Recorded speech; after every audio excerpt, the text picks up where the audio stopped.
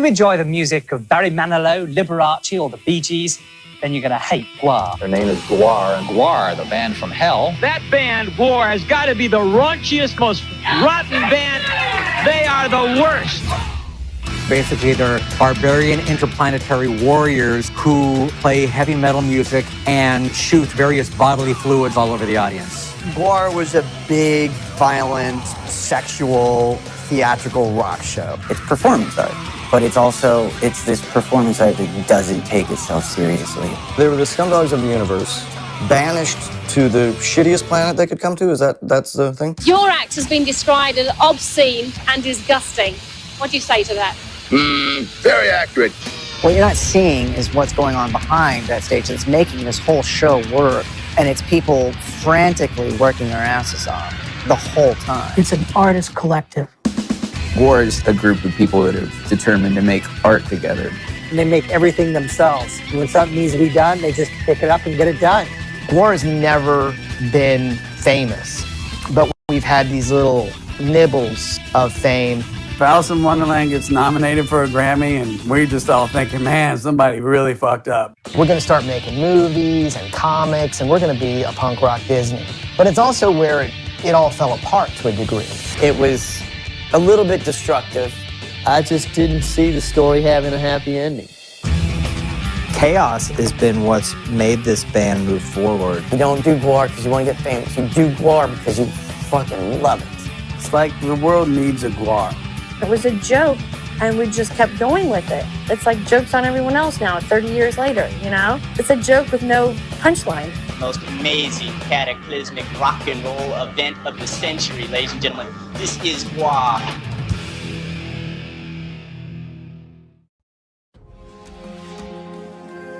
Hello, it's me, Kevin Vonesper. Welcome to my new show, GWARPod. It's the first episode, so thank you for joining me. We already have, I know, amazing people in the chat room who's going to chat with us. Some old school GWAR members are in the house. Scott Barber, the director of This Is GWAR, is here with us tonight, and oh boy, we're going to talk. I'm going to talk his head off, I'm sure. A little bit about me, if you're totally new to me. My name is Kevin Vonesper. I'm a musician, I'm a videographer, and a photographer, and a musician in the New York City area.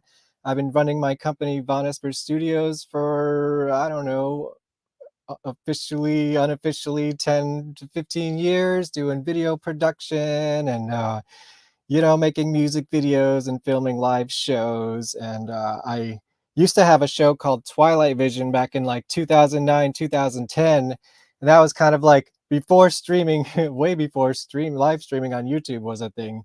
So that was a fully produced segments of shows. And I actually interviewed Odorous Urungus on it back in 2009. So go check that out on YouTube if you can find it. Twilight Vision has nothing to do with those sparkly vampire movies. You might know me as a musician. I'm member 237 of Green Jello. And that might sound impressive until I tell you that very recently on this past tour, I met number 1,114. Yes. It's crazy. I've also been a member of the Radioactive Chicken Heads. If you know your weird costume bands, I mean they're not in costume. They're real. They're real. I'm sorry. I don't know what happened to my head.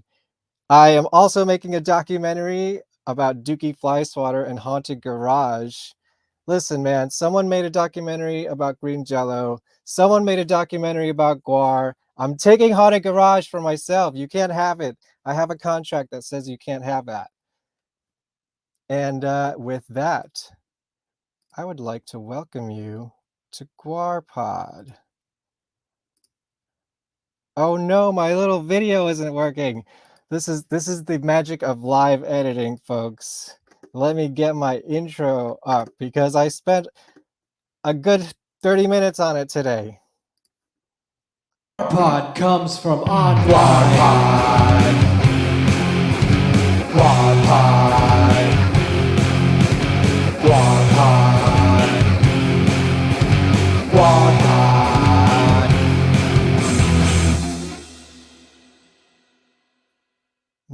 about me later. I think we're going to bring our guest in. Are you ready? Give me a thumbs up. Hello, Scott Barber. How's it going?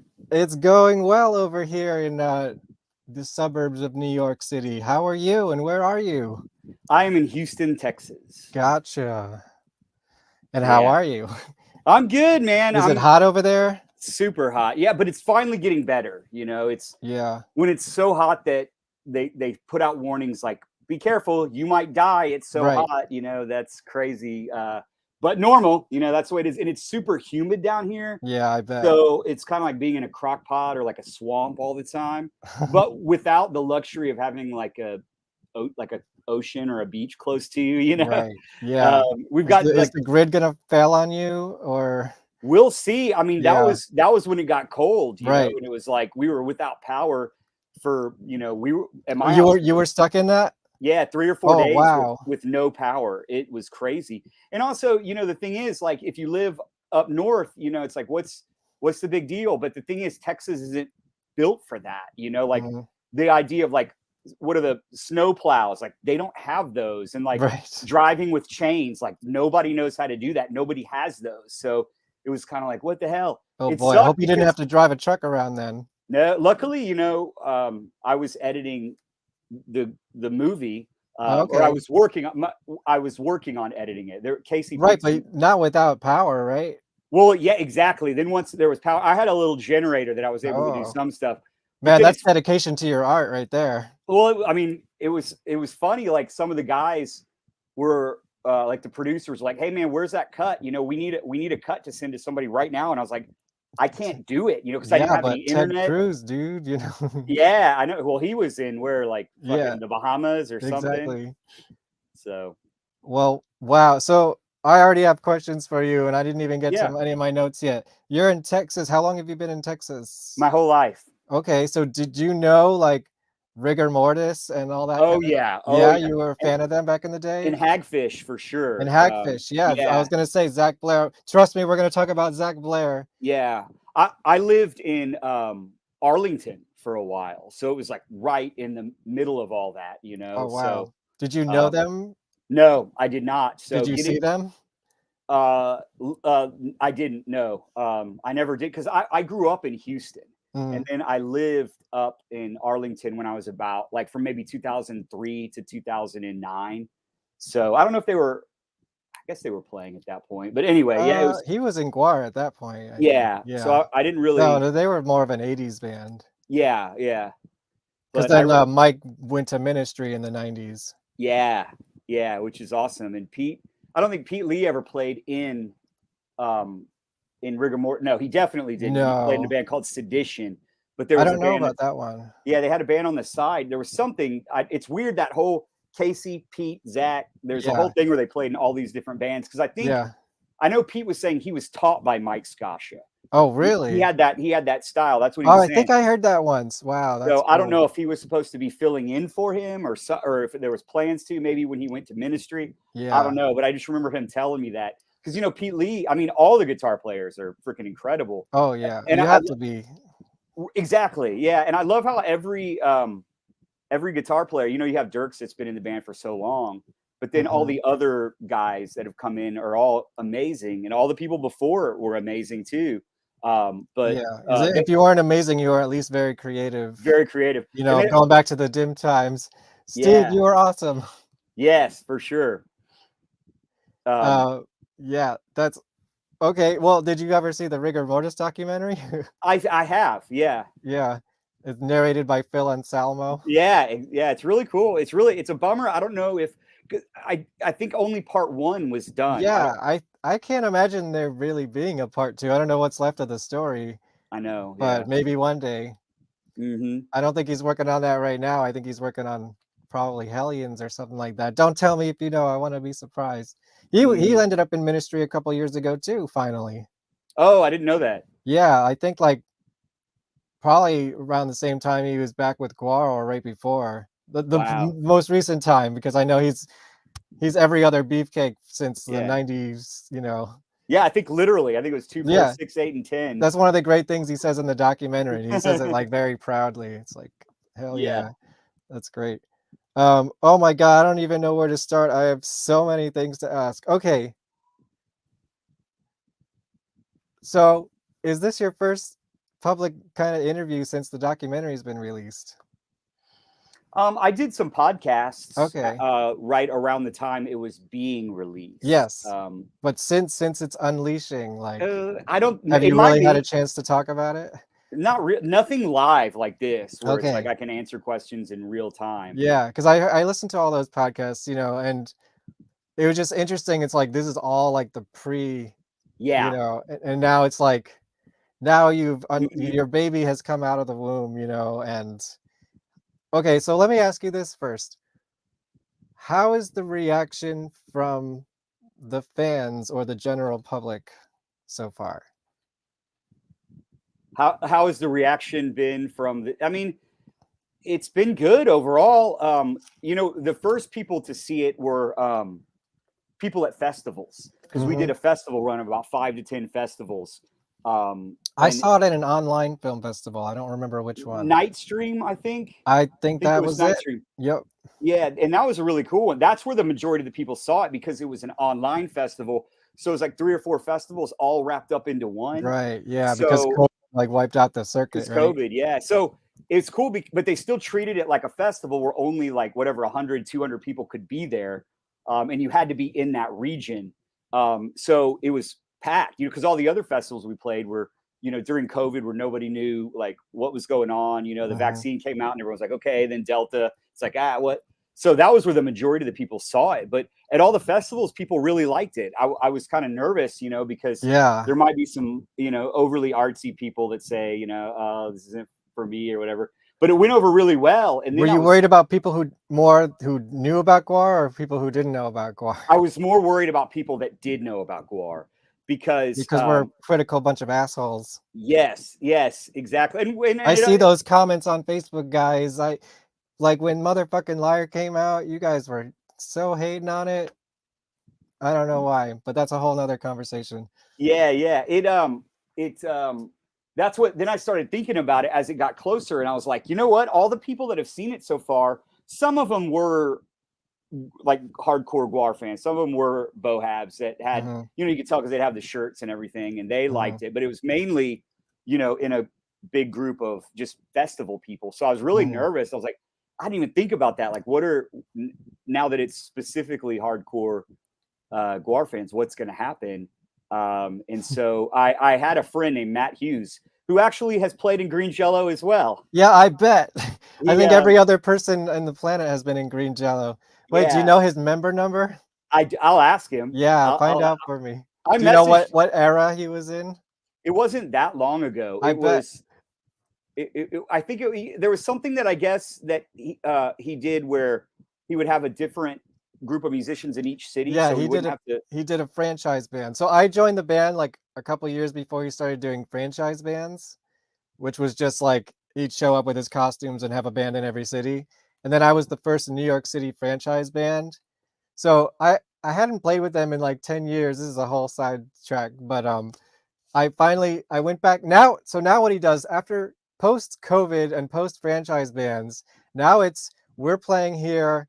If you've ever been in the band and you show up, you can play. So wow. I showed up to like 3 shows on the last tour, just the East Coast dates. And there was like 2 drummers, like 15 guitar players, like 4 bass players and an upright bass player, like a bunch of people in costumes singing. It's fucking crazy and hilarious. But the funniest thing to me, or the weirdest thing to me, was like, people consider me old school now as 237. I joined in 2008. Every single other person other than the creator, Bill, has joined after me. They're like part of those other waves, probably like your friend. Yeah, that's funny. Yeah, because what were you saying, that now they're at now they're what, 1,000? Yeah, I met 1,114, and there's probably been a few since then. Yeah, that's really cool. But I got so yeah, your friend Matt saw Hughes, the documentary. Yeah, he is hardcore bohab, always has been. Saw DBX, saw ROG, I mean everything.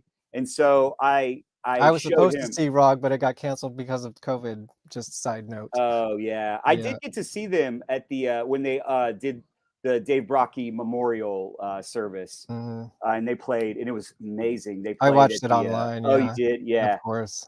it was great. But I showed it to.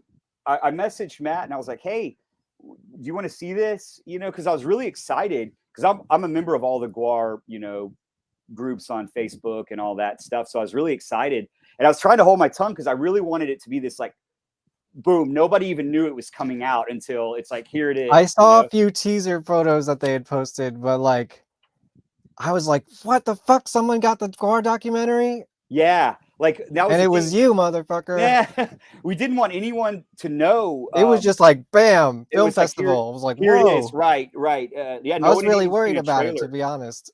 Yeah. But yeah, so I was excited because I was like, man, I can't wait for people to see this. They deserve a documentary, Oh, for sure. And that was one thing from the very beginning we wanted to do. And that was probably one of the hardest things was we wanted to make something that was cool for bohabs and that would, be respectful to them and something that they would like, and give them information they didn't already know, because there's so many people have done so much research already, but also people that only knew about them for Empire Records, something that would draw people in. Like I love reading reviews where someone was like, I had heard of this band, but now I want to go see them. I love seeing that. Probably the best audience, I think, for because it really is like it's not it's they're you can awesome, digest 2 hours of GWAR if you don't want to go through 14 albums and 5 movies and 35 years of history. It's like too much for most people. But yeah, anyway, then I realized I was so excited for it, but I was like, oh my gosh, I never thought like, what if everybody hates it? So I showed Matt and he said, I've got some bohabs. Do you care if I have like a little party? 5-10 people and we watch it. And I was like, please, that's great. The more, the better. And so he did. And he was into it, so then I was like, okay, I feel better about it now. But that's good. Well, thanks, Matt. Yeah. Right. Member of Green Jello. Okay. So the other side of that question is, what was the reaction from the band members? Yeah, real quick. If you want to share. Yeah, of course. And guys, I see your comments. We're going to get to them in a little bit. Yeah. Keep commenting. So the members that are the current members. Yeah. Mike Bishop, Dirks, Brad Roberts, Brent. Yeah. And Bob and Matt and Casey. I was working closely with them the whole time. Right. Sure. There were times where I spent 2 days at the Slave Pit just going through all the archival footage that they have. I mean, you see, that's what makes it. That's so awesome. And to get to sit there with like trust me, we're going to talk about the archival footage. Yeah, to get to sit there and with a VCR with Bob in the Slave Pit while the band is rehearsing, and I'm just going through all this footage that a lot of people have never seen, and I'm transferring it. With any other documentary, that would have been a chore, but with this one, it was awesome. You put a VCR. I mean, it was all different kinds of tapes. VCR tapes, remember those mini DV tapes, and then DVDs. I mean, probably some beta. I wish. I don't know if there was any beta, but yeah, we were just going through it and finding stuff. So they pretty much knew what it was going to be like, so they kind of, if any of them had any like kind of issues, they'd kind of talked about it and gotten over it and said, hey, this is what's best for the band. Overall, it's good for the band. And what's good for the band is good for all of us individually. Right. There's no way you can list. I mean, it's 30 years, and not just 30 years, but also over 30 years. Over 30 years. Well, technically, I think they started in 1984, and I remember that because that's the year I was born. Oh, so I was born with GWAR. Yeah. But of course, it didn't really track until like the late 80s. Right. Because I think, the Dim Times documentary that I hope comes out is. I wanted to ask you about that too. Is I don't know a lot about it, but I can 84 to 86 is what I think they focused on. I was following that very closely. It's awesome. I bet it is. And So where was I going? Yeah. So the band members that were in it had I was working closely. And so anybody that was like, I don't know, but we were able to talk through it. And it's like, Dirks, Brad, Bob, and Matt, they've all been in the band since the 80s. Yep. I mean, that's a lot. And then also not just that, but all it's of not. them, well, pretty much since like Scum Dogs or right slightly before. Right there. Yeah, exactly. And then, you've got Michael Bishop, who's in the band, who's also been in and out for years. Mm-hmm. And it's also, you've never have 4 or 5 guys in GWAR. So there's a lot of members. So it's like, there's going to be things that you did that unfortunately we can't go into in the documentary. Yeah. If it becomes a Wikipedia article where we're just listing things that happens, that is ultimately not going to be beneficial for the band, because people are going to check out. It's got to feel like a story with rising action, and you have to fall in love with these guys because they're easy to fall in love with, and guys and gals, with all of them. Mm-hmm. And just at the end of the day, if you walk away going, man, GWAR is awesome, everybody that was in that movie is awesome, and then if you see any of those people doing something anywhere, people will probably go see it, because if they saw the doc and didn't know about them, it's going to help everybody. So they were able to understand that. It's like, there's no way we're going to be able to list everybody's accomplishments, because everybody did multiple. GWAR is nobody's band, Right. It was a lot of people that all, you take one piece of the Jenga thing out and it would fall apart. Mm-hmm. And so they were all pretty cool with it. And then it was some of the former members that I was nervous about, because it's like, oh man, like, because I'd gotten close with some of them too. Yeah, because you're a neutral third party. Exactly. And same with me in my documentary. Like, well, I'll get into that later too. But there's some members that are like, as long as I don't have to be in a room with that guy, I'm cool with it. And I'm like, I can do that for you. Right. Yeah. So I was, close with those people too, a lot of them. And I was like, oh man, like, we've been working on this so hard. The thing is too, with like documentary filmmaking, it's like, hurry up and wait. We were working on this for so long, but then once stuff happened, it happened fast. Like once it got into Fantastic Fest, we weren't even totally done, but right. It got I into think the Fantastic version Fest. I saw was a little. It was different. The version different. of Fantastic, or that was at the festival version, is different than the in version, and it's shorter. That's one thing I like to say. There was some rumor got started that Shudder made us trim it or made us change it. The version that was at all the festivals was actually shorter. We got more interviews that we were able to put in afterward, and there was things that people said they wanted to see that were at the festivals that we added. I don't even remember the difference at this point. I was just so enthralled the first time. It was minimal. Yeah. But yeah, so at the end I was like, oh my gosh, like we've been working on it so quickly, and this all came, now it's going to come out on Shudder.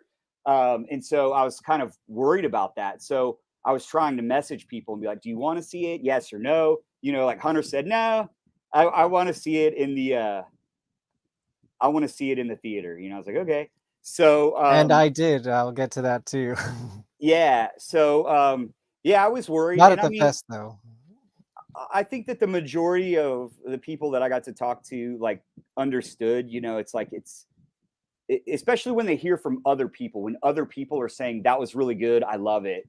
Then I think it kind of eases their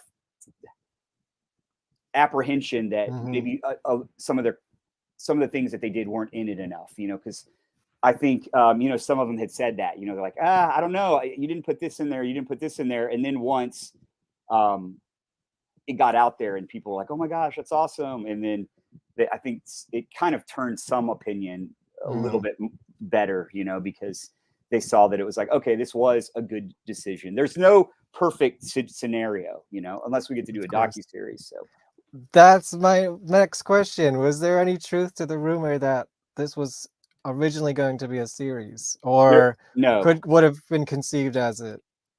No, there isn't. So the thing about this documentary too is like, you hear of it a lot, and I've heard it with other documentaries that I've done where people say, oh, you should have done this, you should have done that. It would have been cool if you'd done this. Why didn't you do that? It's like, shut the fuck up and you make a movie. Well, I mean, yeah, but also it's like, I don't think people understand how incredibly like small this was. This was like 3 or 4 guys that put money into it and borrowed money wherever they could to make this and worked for free. And I'm not trying to be like, oh, whoa, it's me, but it's just like, yeah, that would have been cool if we had more resources to do it. I would have loved to have done that too. Like, I would love to turn it into a docuseries and really do that. Is that something that you would do if there was enough interest? Oh, in a heartbeat. In a heartbeat, I would do that. And so, I mean, we are pushing for that. You need an assistant editor. Oh, yeah, that would be, I'm sure we will, because, I mean, you know, I would think 4 episodes, maybe 3 or 4 at least. Yeah. Yeah. Like 45 to an hour each. So we're going to pitch it to Shudder. What we're going to do is see how this does. There is a petition. I know. Yeah, I signed it. I said that to somebody. I was like, well, you know, every bit of ammo that we have that we can go to them is good, you know? And so I think a lot of people did sign up, you know, at least in the GWAR message boards that I was seeing, a lot of people were saying, I'm signing up for Shudder. Like, very few people were saying they already had it. So I already had it, but yeah, right. They also have Holliston. They do, and that's what I like to say. They have Holliston that has Odorous on there, and they also just have a lot of badass stuff on there.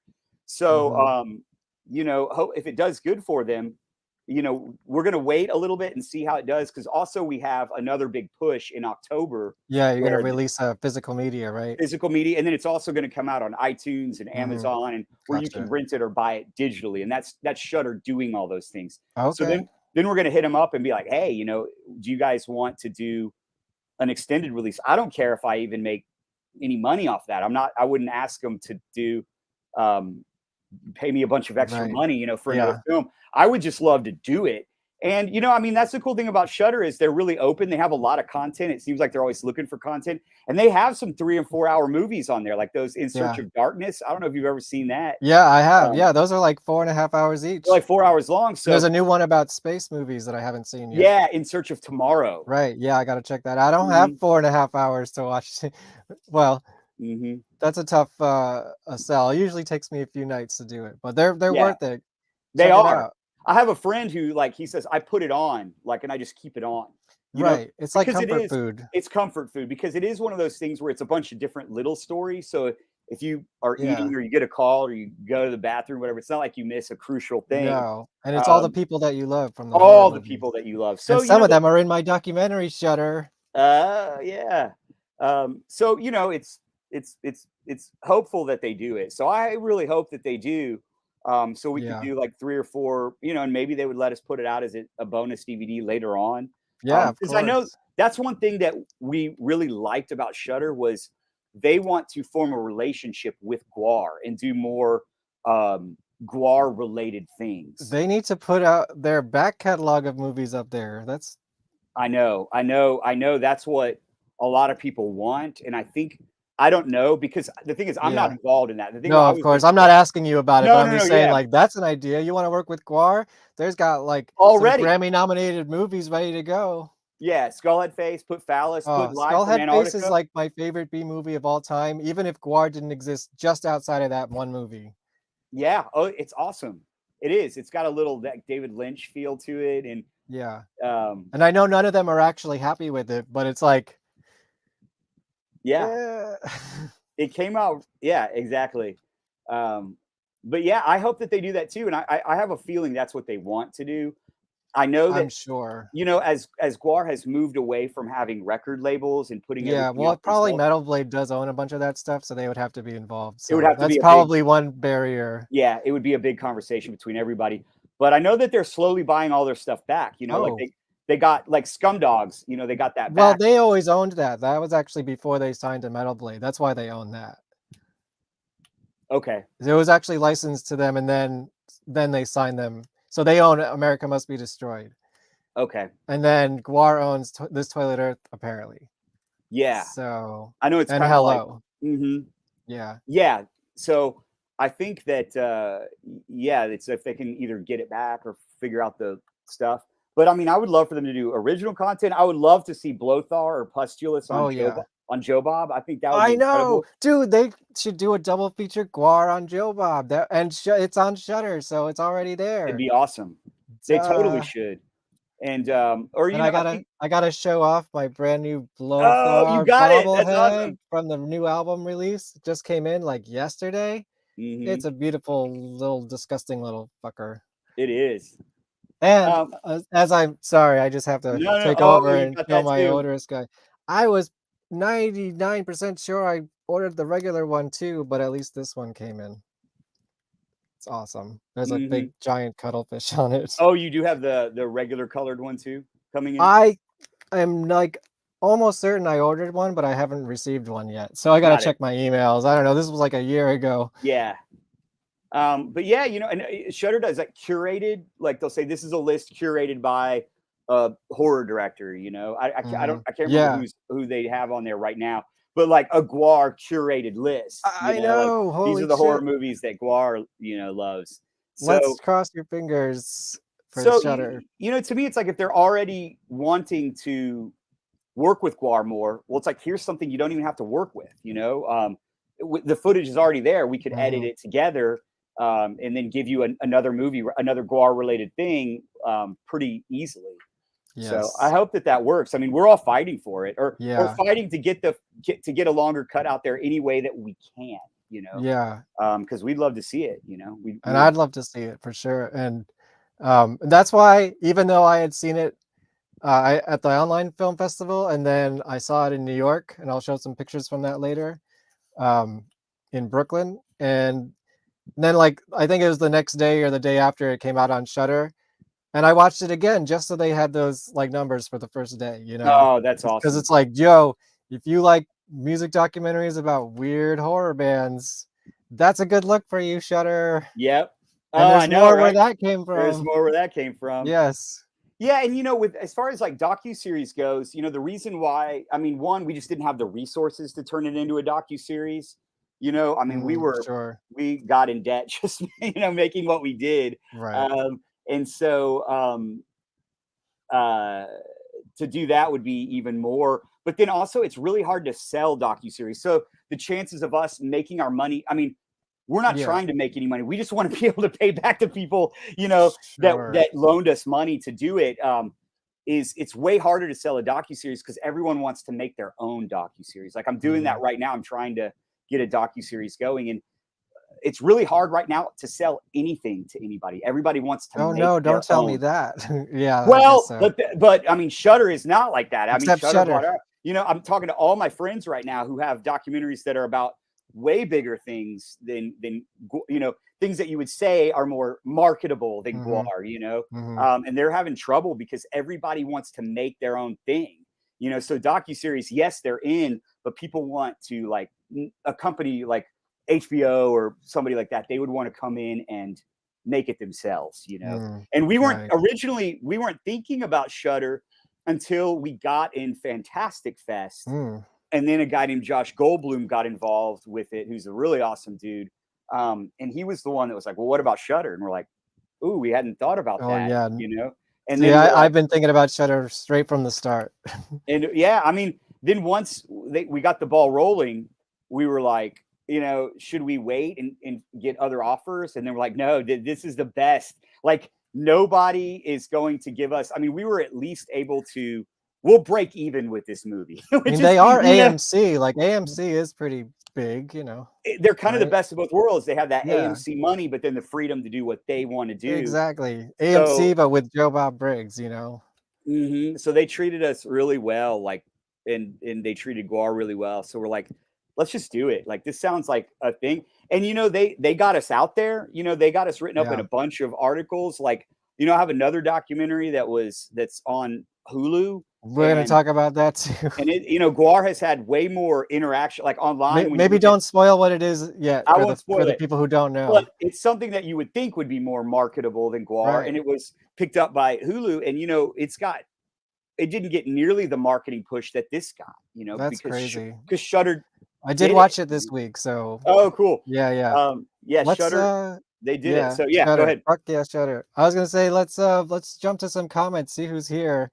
We've been going almost a half hour, over a half hour already, and we haven't even checked in with our guests. Steve Douglas is here from Melbourne, Australia, where the toilets flush the other. Did they really? Are you just fucking with me? Because I would have no idea. I know that's like an urban legend, but I'd be curious to see if it's actually true. Steve Douglas. We're having Steve Douglas on the show, so maybe we'll save that question for that one. That's awesome. Steve is the original Jaws of Death before Balzac was his name, I believe. We worked with Steve and Russ. Okay. And it was really, they were so awesome to work with, like helping us get music and stuff like that. Oh, Oh, Colette, great. that's awesome. Colette's here. Yes, she will also be on an episode. I'll be announcing all these later on. So real quick with these, Yeah. GWAR people coming in, I tried to do a director's commentary for the movie because I just wanted to get as many. Did you?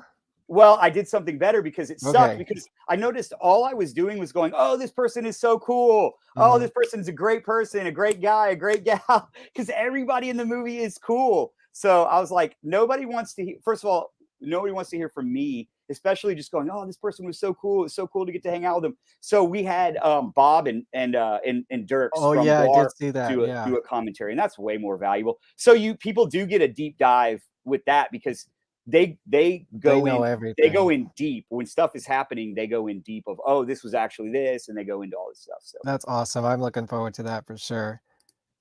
We got, all right. One of my guests on my other show, Von Pod, is here. Let's see. Oh, there's some love in the chat room. My brother, Evil Kitty Keith, is here. Yes, probably is going to be a marathon like Techno. Right? You got nowhere to be, right? That's for you, Scott. Oh, that's for me. I got nowhere to be. Okay, great. Yes, then it'll probably be a marathon.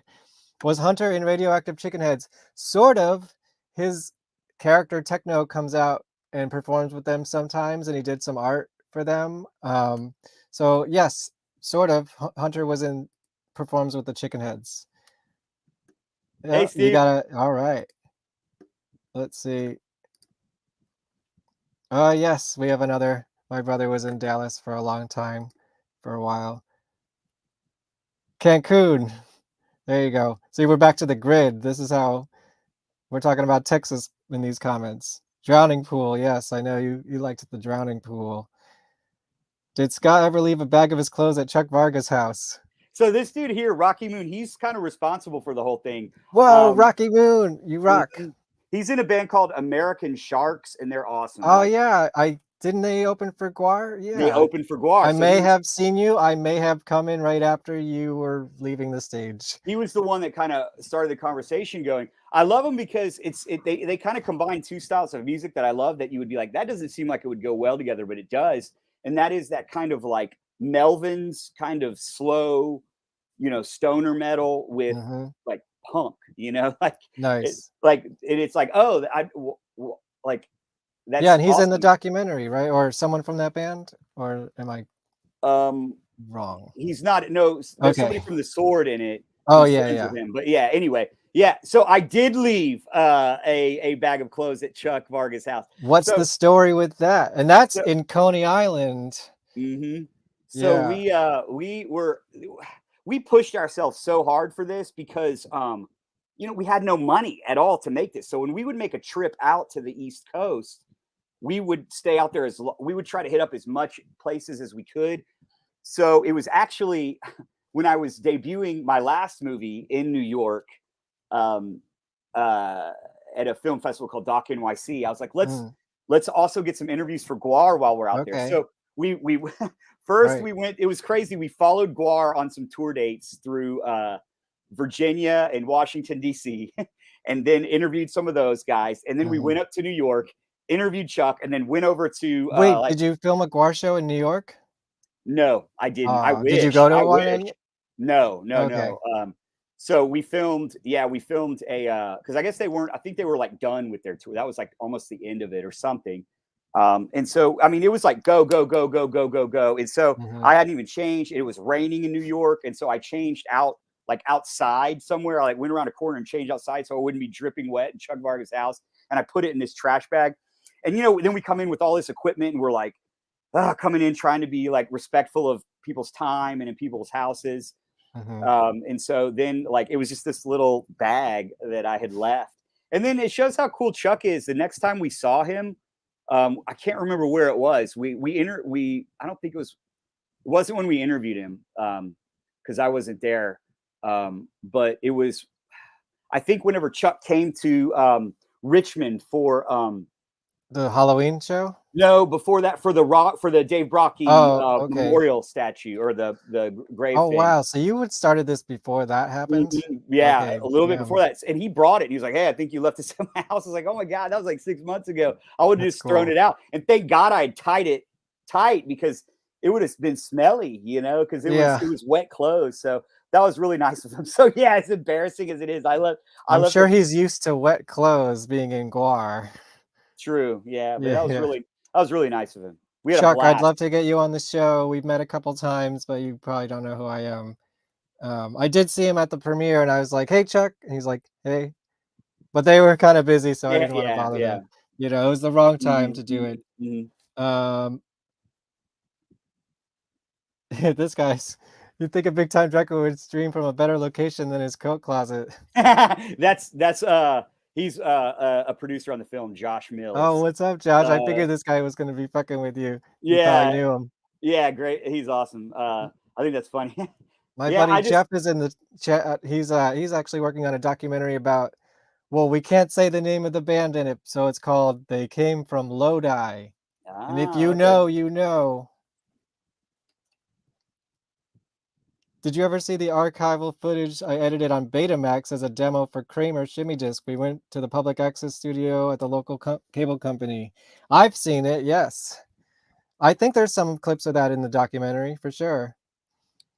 The Shimmy Disc compilation. Oh, yeah. Yep. And they're like, go to the TV studio and like tear it up and stuff. Yeah. Oh, that's awesome. It was difficult to find because, it had been tapes of a tapes of a tape, but we got that. Yeah. We're almost caught up. And then I want to talk to you about archival footage. Scott, will you dress up as a member of GWAR the next time we go eat? So I will dress up as a slave. So in other words, I'll just wear like a thong and a loincloth. I will. Hell yeah, and some spikes, And some spikes, yeah. Kala says hi back, yes. First GWAR show 92, Pontiac, Michigan. Wow. Parking garage changed my life. That's awesome. That was like prime GWAR too. They do actually physics. You were still ballsack? Okay, well, we're going to talk all about that when you come on the show, Steve. From us in the house, hell yeah. Okay, so since we were on the topic a little bit, let's talk about archival footage. Because let me tell you, one of the main reasons I started the documentary I'm making is because I wanted to see all the old tapes that nobody had, and it was like I needed a reason for people to send me all their tapes, and otherwise nobody would probably ever see them ever again. So what is the Slave Pit archive like? I'm just so jealous of you for that. As a huge GWAR fan, like there's some clips in there I'm like, oh my god. Schaefer Court, you've seen this? So there were some things. So in Bob Gorman, I got to give a lot of props to him, even though he wasn't there at the beginning. Like you said, he came around the Scum Dogs era, which is crazy because I don't know if you've seen Bob or if people listening have seen Bob. Like, I've met him once or twice. Yeah, he doesn't look like he should be old enough to have been in GWAR back in the 80s. No, he was a teenager when he started, but even then, it's like this dude looks like he's like 35 or something like that. He's aged very well. When I see him, I was like, oh, this guy, yeah, he's been in GWAR forever, but he has done a great job of archiving stuff. He's gone back. He put together that awesome book that I have behind me. Exactly. And that's probably like the bullet points for your movie. Yep, absolutely. So he had all this awesome stuff. Like even going back to you'll see some flyers of the dairy from before it was even when it was a dairy, Sure. Yeah, that's amazing. He had all that stuff. So it was awesome because it was just all over the place, and some of it was a surprise. Some of it he didn't even know what it was. Wow. Is it just how big is this pile of fucking tapes, man? He must have so much. Yeah, it's like a whole a big filing cabinet just full of stuff, and he's got stuff at his house. But some of this stuff, though, because GWAR, since they're filmmakers, they had been making stuff. Even like what Steve was talking about, they had been editing stuff. Since way back when. So some of it we didn't have the actual thing, raw footage, or it was just the clips that had been edited from other things. So So yeah, it was to answer your question, some of the stuff like that, like Schaefer Court, it's not like I got to watch the whole thing. It was just clips here and there. Release the Schaefer Court GWAR. That's like, oh my God, I know. And another thing that was a real treat that I'd love to try to piece together is, GWAR was trying to make a movie. That's what it was. yes, the Scum Dogs of the universe. And there's clips of when they started trying to do that. Really? And they're not in the documentary? There are clips in there. Yeah, okay. A lot of the clips around that time are in there. Particularly, I know there's a part whenever we introduce Don, when he comes in, there's a clip of him as Sleazy early on when he didn't have the big pompadour. He was like popping out of a limo or something. That's it. Yeah. So, and I think the thing is, like, they were filming it back in the day whenever it was, now you film and everything is digital. It's all in one thing. But, back in the day, you got the like 16 millimeter, and then you have the audio is somewhere else on some other thing. So they don't have the audio for some other stuff. So, yeah.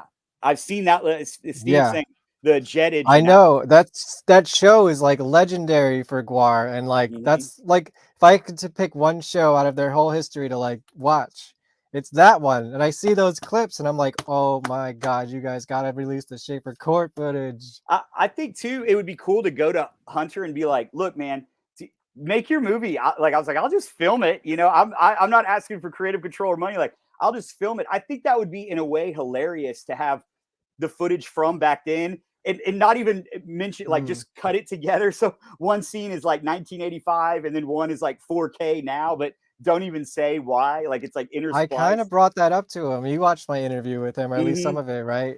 Yeah. Oh yeah. I was like, every movie's doing these requels and like alternate timelines. It's like, and might as well say it now. I don't know if you've read the new GWAR comic book that's just looks incredible and is way bigger than it's hard to put on a shelf, let me tell you that much.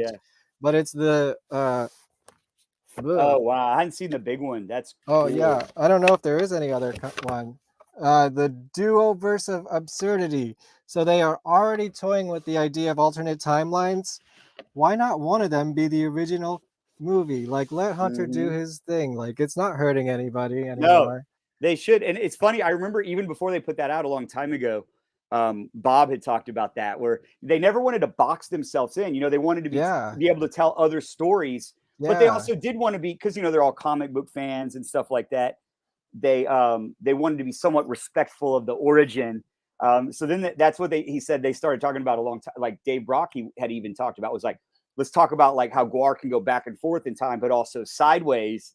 So some of these stories could be in alternate timelines, and he was talking about that however long ago, I mean, obviously he's passed away for a long time. So he was thinking about that way before Marvel, the Marvel movies were, so. Well, I think that would be a perfect opportunity to do it. I think they should. I think that would be awesome.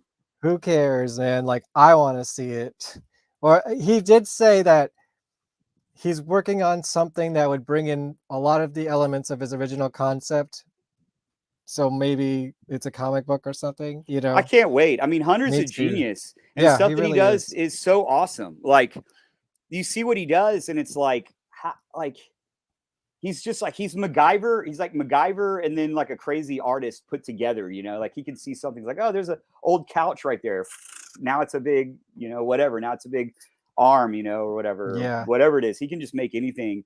He's so incredibly creative. And because he came from that time before, now people can rely on digital. Like, I can go in Premiere and do all sorts of crazy effects without even spending much time, but back in the day, like, I remember he wanted something where he had done it before in some older GWAR stuff, and he wanted to do it on some new GWAR stuff. When they did the reunion tour, they had these little vignettes that were like little film things. And this thing where he's like, oh, and his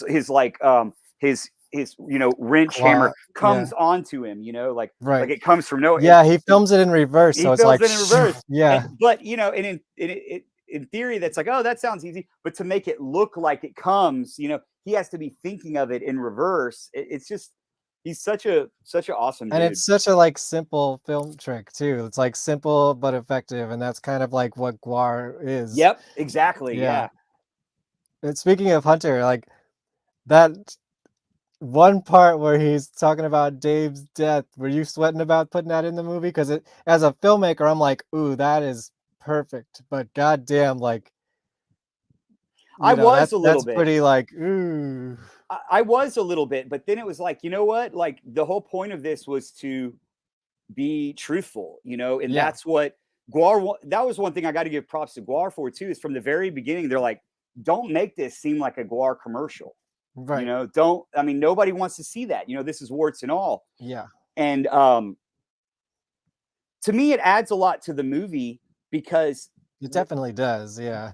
That to me is the ultimate tragedy. Like, what if those guys had been able to get along? What? Oh What my God! Trust me, it breaks my heart. What could have happened? And it's this tragedy that, I mean, you're lucky to get one guy in your band that's like Hunter or Dave. Those guys are like 1 in a billion. Yeah. And they had 2. And, yeah. And I mean, and I'm not. I mean, sperm egg. They actually had like 10. I mean, everybody in GWAR is amazing. But those 2 guys that had that alpha personality.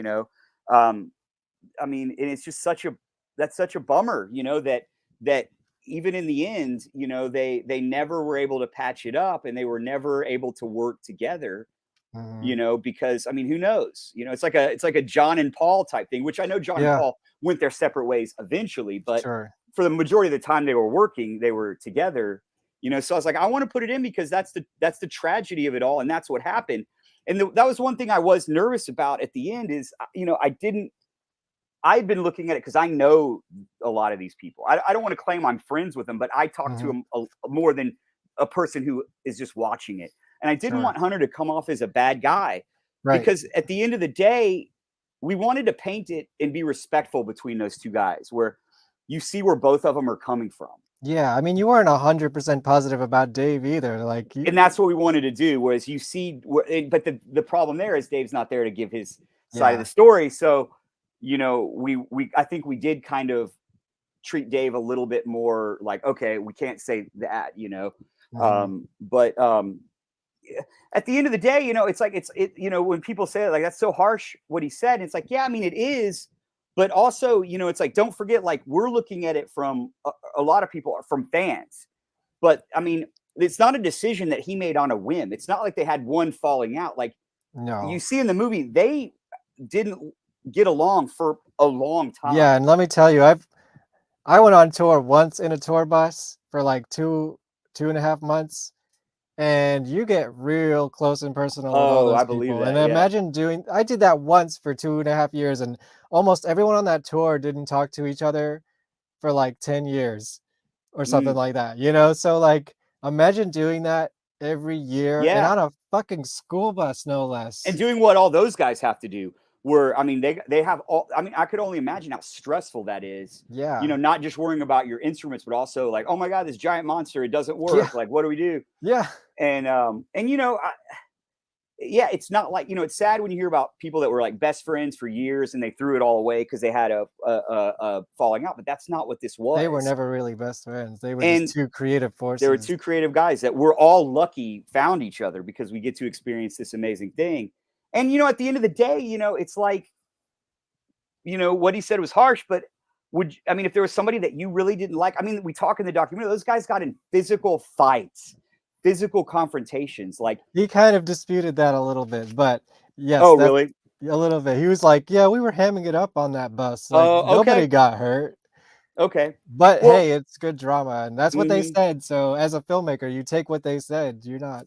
Right. And that was the thing too, that I kind of wanted to do with that. And that is, there's the unreliable narrative, that you see in films where it's like some stuff I wanted the audience to walk away going, well, I don't know what happened because this guy said this and this guy said that. So I don't know. That's part of the fun too. It's like, it's so long ago. Everyone has a little bit of a different perspective and a memory. Exactly. So that's funny to cut those things together. Yeah. And that was one thing I was really proud. Our editor, Casey Pinkston, me and him worked really closely together and we really got along great. And, we were both in agreement. There are certain shots in the documentary that we hang on for an uncomfortably amount That of time. Hunter one, especially with the beer, it's just like, oh, let that simmer a little You bit. let it sit, you know, and we do that a couple Yeah. of times where, you know, somebody might go, hey, you got to, your edits are way too slow. You got to cut this. But it's like, we were like, no, we can't, you know, we have to hold on. We do that again with Matt when he's talking about Hunter, you know, to show him cry. And he's even like, I'm sorry, you know, like you think we would cut away, but we kind of hang on him. And there's a couple of other times where we kind of do that. And I'd love to talk about the editing later because it's something that I really enjoyed working with Casey on. And I think he did a great job. We don't have to get into it now, but I'd love to talk about that at some point. Yeah, trust me, as an editor, I would also. I figure while we're kind of on the topic, I want to show this picture of. Oops, that's not it. Here we go. That's when I saw the documentary in New York, and that's Bob, Dirks, Brad, and Chuck. Yes. Yeah, and I thought I'd play this now. I would show this now just because you said you're talking about showing them crying a little bit, and one of them, I forget which one of them, said, "I saw more emotion from these guys in that movie than I've ever seen in our whole career." That's awesome. You know, yeah, because I remember, and I think that helped too. Like you said, me being a neutral party, you know, and because they're not going to cry to each other. They all, I tried, you'll see in the documentary, you know, we interviewed them in a place that they felt comfortable. You know, I wanted to, you know, even the slave pit, sometimes we were like, with Bob's, we're like, let's go to your house, you know, and let's go, like Dirks is over at the GWAR bar, you know, so it's like, which is like his baby. Nobody else is listening. And this isn't a place where you have memories of different things happening, good and bad.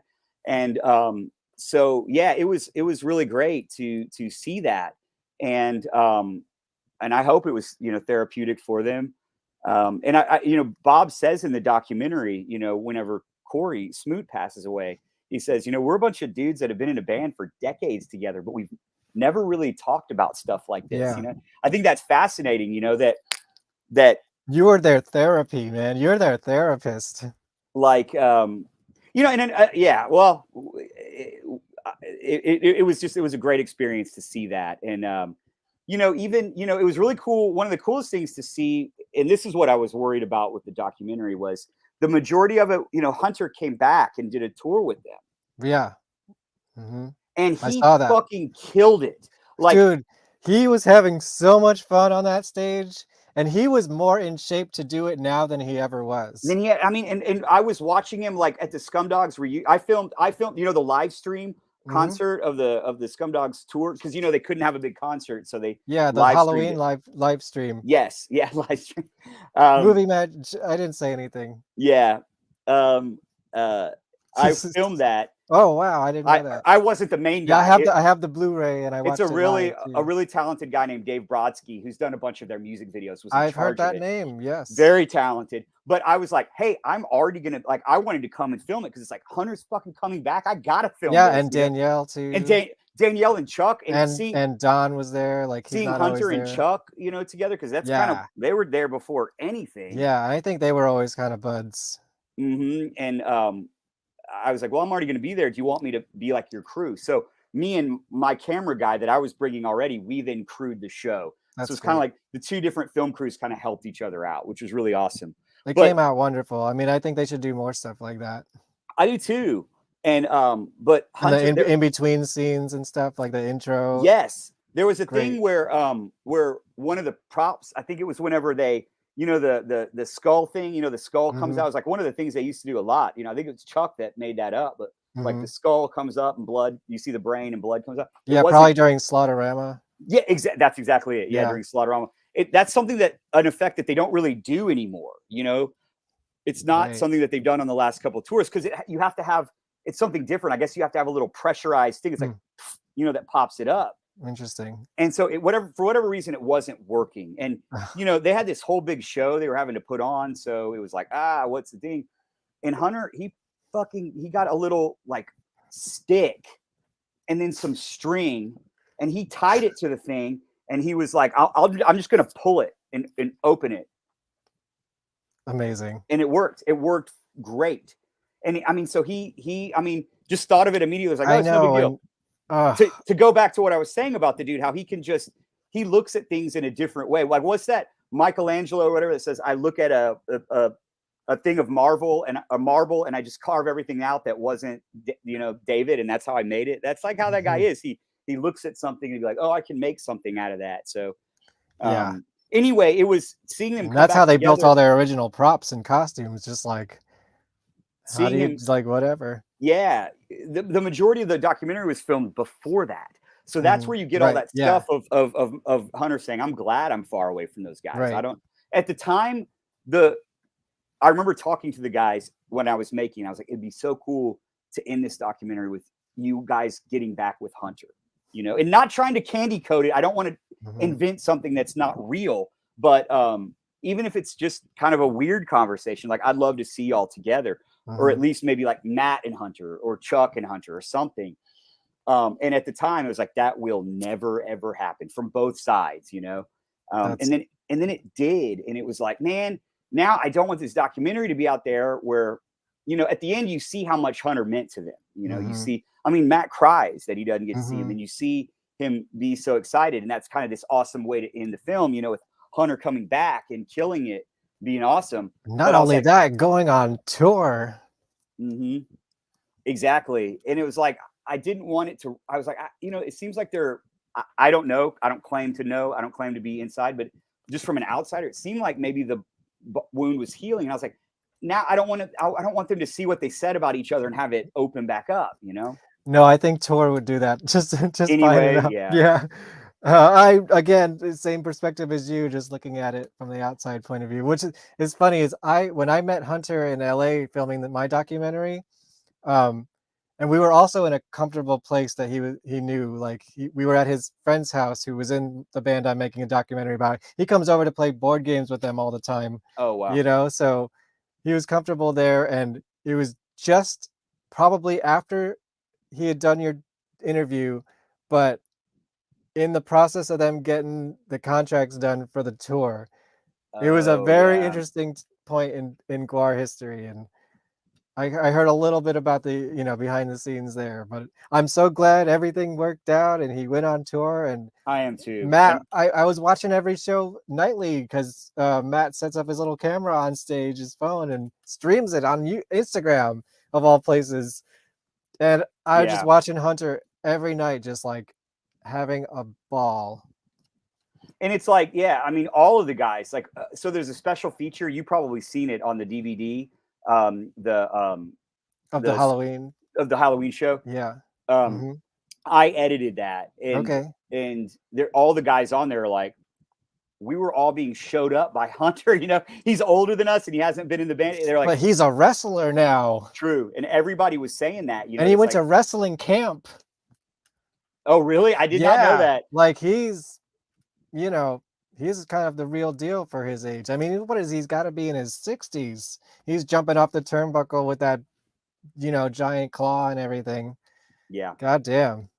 Yeah. So Hunter was really the one I was the most worried about watching. Like I actually really was unable to eat for a few days when I thought about that. Cause I was like, I don't want to reopen those wounds. And also it's like, I hope that I did him right, Well, from what he said to me in my interview, he was like, basically, I don't agree with everything. Obviously, he has his side of the story, but he was like, go watch it. It's pretty great. Yeah, and it's funny because that's a pretty good endorsement. I was messaging him and talking to him, and I was like, hey, man, it's like I just wanted to see him get his due, because it did start with him and Chuck's what they were doing before, and it's like, I want people to know, and all the stuff he did, I wanted people to know that, and the tragedy of him and Dave not getting along, but I didn't want it to look like either guy was the bad guy. It was more just like, these guys are bigger than life. And it's bigger than any one person, which comes to their detriment sometimes too, as Bishop talks about. I was really glad, like in LA, it was Danielle and Colette and Hunter and maybe other people. So like 3 people that are in the movie are watching it. And I was like so stressed out that day. I was like, oh my gosh. it's just, you know, it's people that haven't watched it, you know, that are in it, you know, and I can only imagine what that would be like watching a documentary about. Yeah. Well, I'm gonna find life. out because every time I have a GWAR member on here, you're the perfect jump off question. Like, what did you think of the documentary about your life? I see Cliff Raw. The Hunter's been pushing a docu-series. Yeah. Oh yeah, let's catch up on the comments. Bear Griffin is here. Cliff Thanks for Raw. listening. Oh, the orange ears. Okay, he didn't ruin the subject matter yet. Do you have a fetish for people getting vicious fluids thrown on them? And yes. That's funny. I was like, there's a link to my documentary in there too. I've joked about that where it's like, what? Because it's, you know, people are always like, Nick, I won't say it, but the other thing and GWAR, like, what the hell? And also right. the vibe of the documentaries is totally different. Like, if I was an outsider watching them, there's a couple of things that I think could maybe let me know that they're made by the same guy, but they're very different. Yes, the way the archival footage is shown. Mm-hmm. And I'll go into that too. Like, when we talk about the other one, I think, we'll transition soon into just general documentary filmmaking. But I always joke about that. We're like, I guess that my thing is like getting slimed or getting fluids on me. I was like, yeah, what am I gonna do next? You know, what's the next thing? We'll figure something out. Yeah, I shudder to think about it. But I would love to find Shudder. Something. It's funny. I used to say that because we weren't allowed to say it when I knew it was getting picked up by Shudder. I knew it. And I would always say that, like in a couple of the interviews, I was like, man, I shudder to think that this thing won't find a home, you know, stuff like that. I always like to throw. I'm just straight out. I call my documentary the Tiger King of Shudder. Everyone's like, well, why are you making a documentary about someone nobody's heard of? I'm like, you never heard of the Tiger King either until you watched 4 hours of that shit. Well, and you know, that's the thing too. It's like once you get in a contract with somebody, it happened to me with both, where it's like, people are asking me and they're like, you're an asshole for not telling us. Why aren't we hearing more? And I'm like, this was more with the other one. But it's like, you know, like I can't, because the thing I learned too is like everybody wants something new, you know, like the trailer, you know, having the trailer not be out there was awesome because everybody wanted to have that as their first thing, you know. So once, you know, like, and then announcing that it's on Shudder, that was the first thing that got a lot of stuff out there. And then announcing the trailer, that got it out there because people wanted new stuff. So had I spoiled it and it was already out there, it could have killed some opportunities. You got to leave some mystery for the marketing. Purposes. Let's see. We filmed that in a burnt down bar. That was the Death Piggy practice space. Did you get to see? There's some footage of Death Piggy in that documentary that nobody's ever seen. Did you get to watch that stuff? Nope. It was only. Steve, do you have any old Death Piggy stuff? Because he was a member of Death Piggy. Yeah. Oh yeah. I talked to him and Russ about using Death Piggy music. It's like we can't not play Death Piggy at the beginning, you know. And their music is so awesome, you know. Oh yeah, Splatter Flick. Oh my god.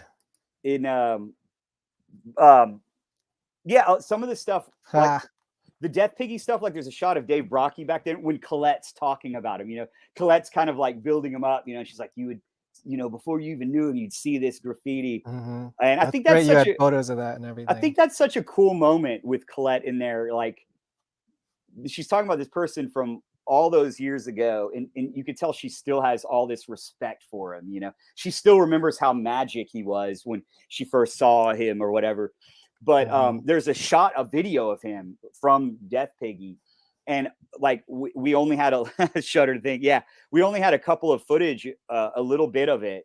And it was from something else that had already been edited. Okay. So gotcha. I would love to hear from Don and those guys that are making Dim Times if they have it. Because, man, like you said, people would love to see that. I mean, I've never seen video of Death Piggy. I don't think ever. Like that was just photos and, you know, I'll do a little show and tell. I would love, if Steve knows, I'd love to know the who original shot that. Records. Oh, wow. Yeah.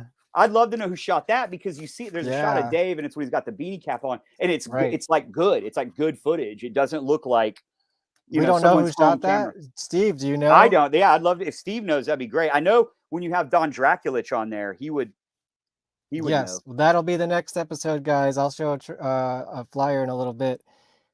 Schaefer court footage had the giant jet engine falling on a harness that malfunctioned. Yes, I want to see that show.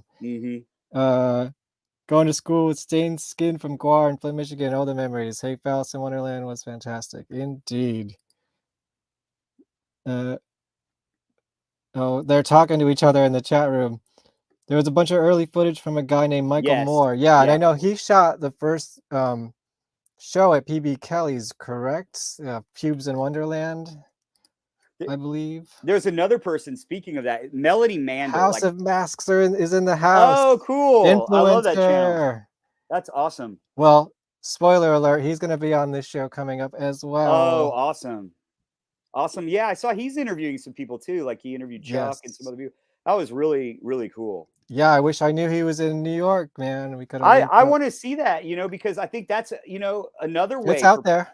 No, I've seen the Chuck, but I think on there he said he's going to do some other people. I think he did Don too. Yeah, he did Don as well. But that's another way for these longer interviews to get out there. Like it's everything. Not just this documentary. There's all these other things that hopefully will all people will see the documentary and be like, oh, I want to learn more.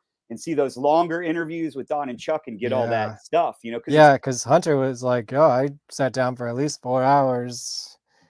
There's maybe like a few minutes of him in the documentary, but God, like, how do you fit all that into 2 hours?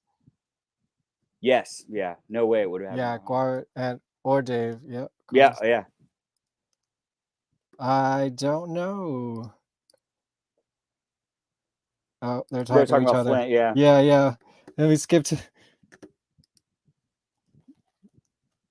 Aw, hello, you made it. Interesting. Okay. They have verified channels, 2 verified channels. You guys, like, share, subscribe, comment below. I want those super chats coming up, The GWAR school bus was extra challenging. Dave Muscle bought that for the band. He and Rob Mosley, Nicholas Erectus, and I did most of the driving. Okay, yeah, here's a question for you, Scott. Did you reach out to other people for interviews? Because there's so many people like I know, yeah. Scott Kroll, Mike Boner, Dave Muscle. Were those considered or? Oh yeah, big time. And we were hoping that some of them would be at the reunion show, but it was. Scott should have definitely been there, man. Mm-hmm. It was difficult, for us to. It was already like I was saying, with the tiny budget that we had, getting the interviews that we did was hard, enough because we would stay in Richmond as long as we could and try to do 2 interviews a day to try to make the most of our time. So yeah, I mean, I really wish those guys were in it, like really bad. So hopefully if we get to do a documentary, we get the extended cut. Did you reach out to them or you just couldn't find them? I couldn't find them. And I sent Scott a message on Facebook, but he hasn't gotten back to me. Yeah.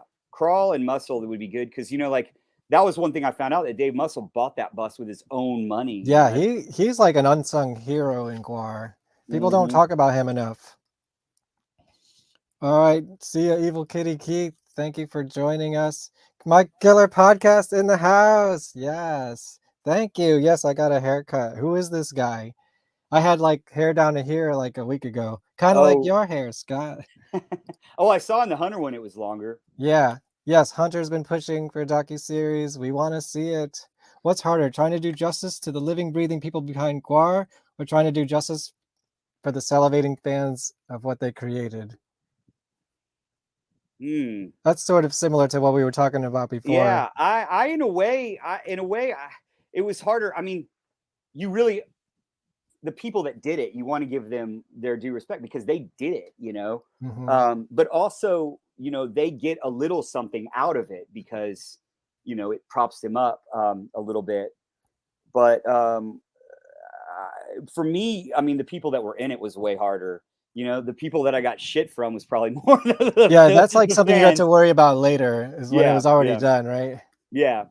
Yes, we have Perry Morgan in the house. Another guest that's going to be coming up soon. Oh, thank you, Cliff. Yeah, Cliff's awesome. He has a great interview with Dave from back some years back too. See ya, Steve. Thanks for coming. That's so cool. Shudder to think, haha. All right. Did Colette leave? I'm not sure. Are Or you still here? She might have just been saying bye to Steve. I'm not. Yeah, maybe. Let's see. I don't know what pressing they are because they came in a comic book and not. Wow. They didn't have sleeves, but I believe they were just extras that Dave had lying around. So I don't know if they ever repressed the 7 inches. I mean, I have the compilation one too. From what I understand, Sky's on another planet at this point, just totally gone. What's up, AJ? Thanks for coming. Thank you. They're talking to me now. Sleazy for president. Yes. Colette is here. Okay, cool. Yes, she's here. Okay, we are caught up on the comments. I think this is a good time to take a little break, and I'm going to show a trailer for my documentary. Awesome. And then we're going to talk about documentary filmmaking in general, more so, right? Cool. Okay, and so for you, Scott, if you need a 2-minute pee break, this is your shot. GWARPod. Oops, that's my intro. To be discussion about the importance of danger, chaos, the possibility of something happening that really wasn't on the schedule. Mr. Dookie Fly Swatter and the Haunted Garage!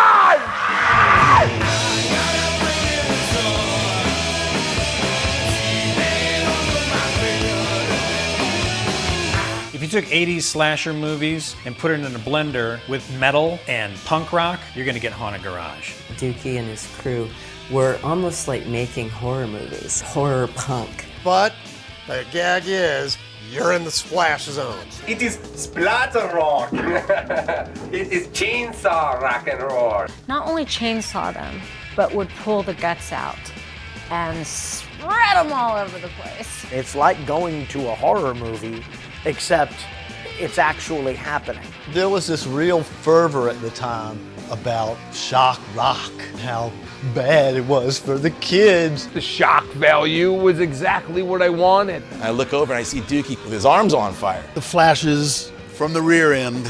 He got brain surgery live on stage. Whenever you find something weird, we'll give a use for it. It's not an act that we put on to go on stage. We were real. There was some shit being exercised right there. That was the raw stuff. You walk out of there feeling like you've maybe left the planet for a little while. Their legacy is they were unique. They did things that weren't being done, and they did things that were outside of people's comfort zones. Dookie was always just ahead of his time on that. But it really rocked hard. I mean, he had really good musicians in the band. We didn't want it to be only this deep. We wanted it to be this deep. It's Haunted Garage. That's the whole point of taking things too far. They just were doing it to have a good time and make you laugh. It was always fucking fun. Actually, we're a lot more stable than I think Bill Cosby. I don't know how to explain it. It exploded. Paul Stanley and Gene Simmons. Tom Waits was there. We blind Axl Rose. When you're sitting between Dookie and Elvira, it doesn't get any cooler than that. There were lines around the block to see Haunted Garage. They were the it band at the time. Those guys were gods to who they were gods to.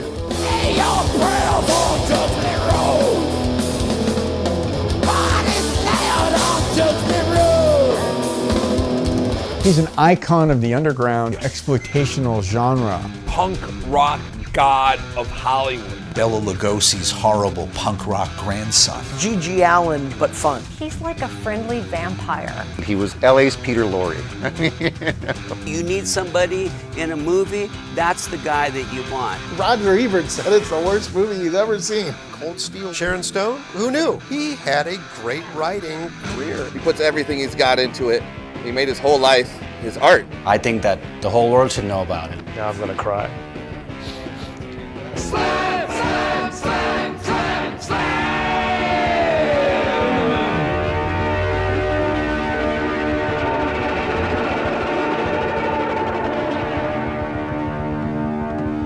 Wait a minute, you're gonna get this. Oh, thank you. All right, and then I figure this is a good time to announce the next shows.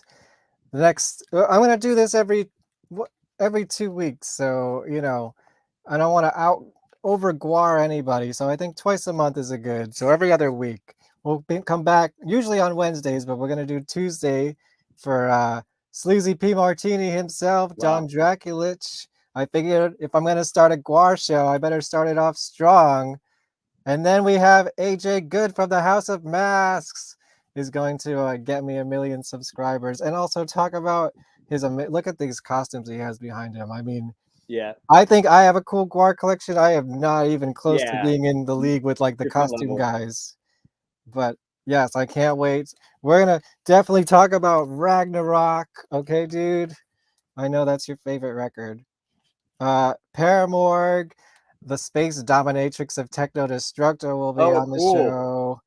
And you know, not everyone on the show is going to be from GWAR. Some of them are going to be associates and fans. You know, I want to get all the perspectives. There's enough GWAR to go around for years. Trust me. I love those costumes, like the one that she had, like that Hunter style. Like it's so crazy. Like Hunter 100% made that. The black, like I don't know what it is. You can see it in the early GWAR stuff too. Like it kind of has that vibe, but just newer, like with the latex and stuff. I just love all that. Like I mean, that's the original like art concept for the movies, I think. So right. Yeah, this is definitely Hunter knows what he likes, and Hunter makes what he likes, and then he chooses the best girls to wear it. So Hunter, I totally respect him for that. Speaking of old costumes, Steve Douglas, he's gonna be in Tuesday, I think, over in Australia. There's like a 14-hour difference. So it'll be noon for him the next day. Or maybe he's in Thursday while I'm in Wednesday this day. So holy shit, we're going to talk about the dim times and Death Piggy. He just left the chat. And someone who's still here, Colette Miller, will be on the show. I'm sorry I had to bump you for AJ Good, but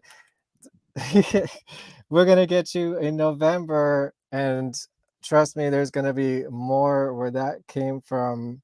That's so cool. And then, oh yeah, if you're into B movies and cool music, tomorrow on my regular show, I'm going to be talking to Jane Jensen, who you probably know from Tromeo and Juliet.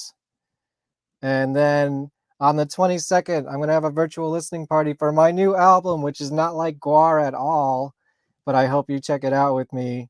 And then it should be on Spotify and everything else the next day.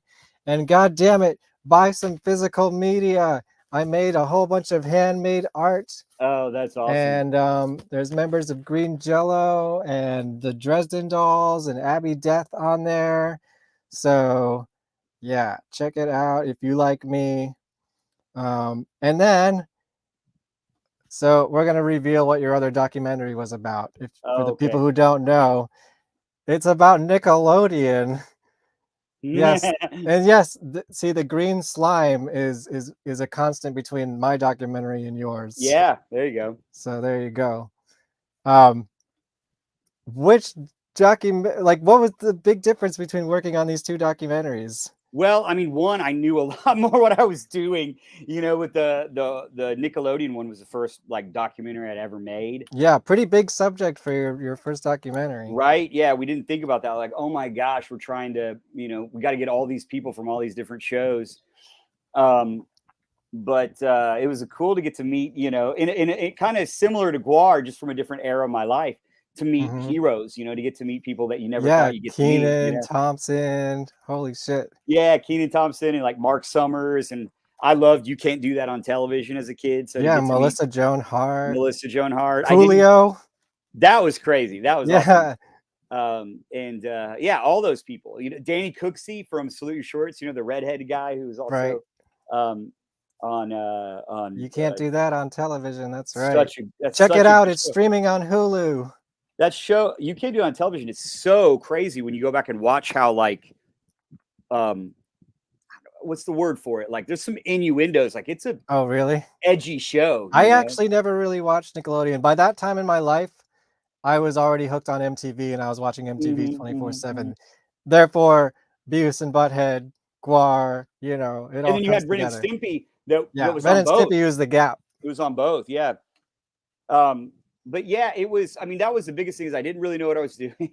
And then also I Pretty wasn't good for not knowing what you're doing. well, thank you. It wasn't I wasn't working with the subject. That was another thing Oh, really? I wanted to do on the next. Yes, late 80s, early 90s. If you haven't Nickelodeon was the best. If you haven't seen the Orange Years, I hope you like it because that's exactly what it's Streaming about. on Hulu. I highly recommend it. This guy made it. Double Dare, Salute Your Shorts, Hey Dude.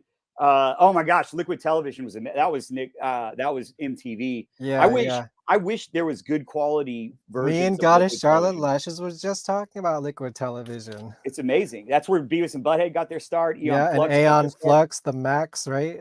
The Max was on something called Oddities. Oh yeah, that was Oddities. First, it was The Head, which was about this guy with a huge head that had. Yeah, an oh alien yeah, that would the pop head. out. Yeah, I may or may not have a bootleg Blu-ray of the series that I was watching the other day. Maybe not. Hey, you release it, I'll buy it. Mm-hmm. Exactly. There's the only versions I've been able to find of Liquid Television are bootleg stuff like that. It sucks because it's something someone taped off TV, which is okay, but I'm sure it's a licensing nightmare, just like releasing Beavis and Butthead with all the videos. That's the same thing. Or All That. I don't know if you watch All That. It was like Saturday Night Live where they'd have a musical guest. Or there was a show called The State that was a badass. Thomas Lennon's in the GWAR doc. Right, Tom Lennon, yeah. And they had music playing under the whole thing. The soundtrack was just music. And then once it wasn't on MTV anymore, they didn't have the rights. But yeah, it's I wanted to work with the subject of a documentary. So getting to work with, Nickelodeon didn't give a crap about us. They didn't care at all. If anything, they were like, I don't remember Roundhouse. What channel was that on? Roundhouse was awesome, and that's one I always get crap for, and I don't even care that I get crap for because I agree is that we should have focused more on Roundhouse. You look it up. Is that a Nick show? It's a Nick show, and you can't even explain it. It was like a live thing, like a play. Like that's the way I would describe it. It's not live like Saturday Night Live. It was like a play. Like people were coming and going on, and like they would sing and dance. But it had this like weird feel to it. Like it wasn't. Was it performed live, or filmed live, or? It was in front of a live studio audience. I was like Broadway practically. Yeah, rather than having like Rent. I love Rent. It was awesome, and I just remember that there was a dad on it that was like he was in this chair that was like motorized. He was like the dad's like, "Come on, kids," and he was lazy. Like making fun of kind of like how that era was, making fun of the old people, the adults. Sure, probably like those stair chair things. I don't know. Yes. In that vein. Yes. Speaking about licensing, you said I could ask you about licensing footage for documentaries. Tell me about licensing footage for documentaries. Yeah. Oh, one real quick thing. Sure. You asked me about what I learned and what was different. I learned to let a documentary go wherever it wants to go because GWAR has a lot of darkness to it, a lot of warts and all, and that one isn't as much. Yeah, it was a little bit more lighthearted than the GWAR documentary. A lot more, yeah. I literally cried during the GWAR documentary. I still do when I watch it. Brad actually is the one that makes me cry the most because it's almost like it reminds me when you see your like a dad when he like was worried about Dirks and like the because it's not even about death. Like that's something I sent in my blood or whatever I had to do when that happened. Yeah.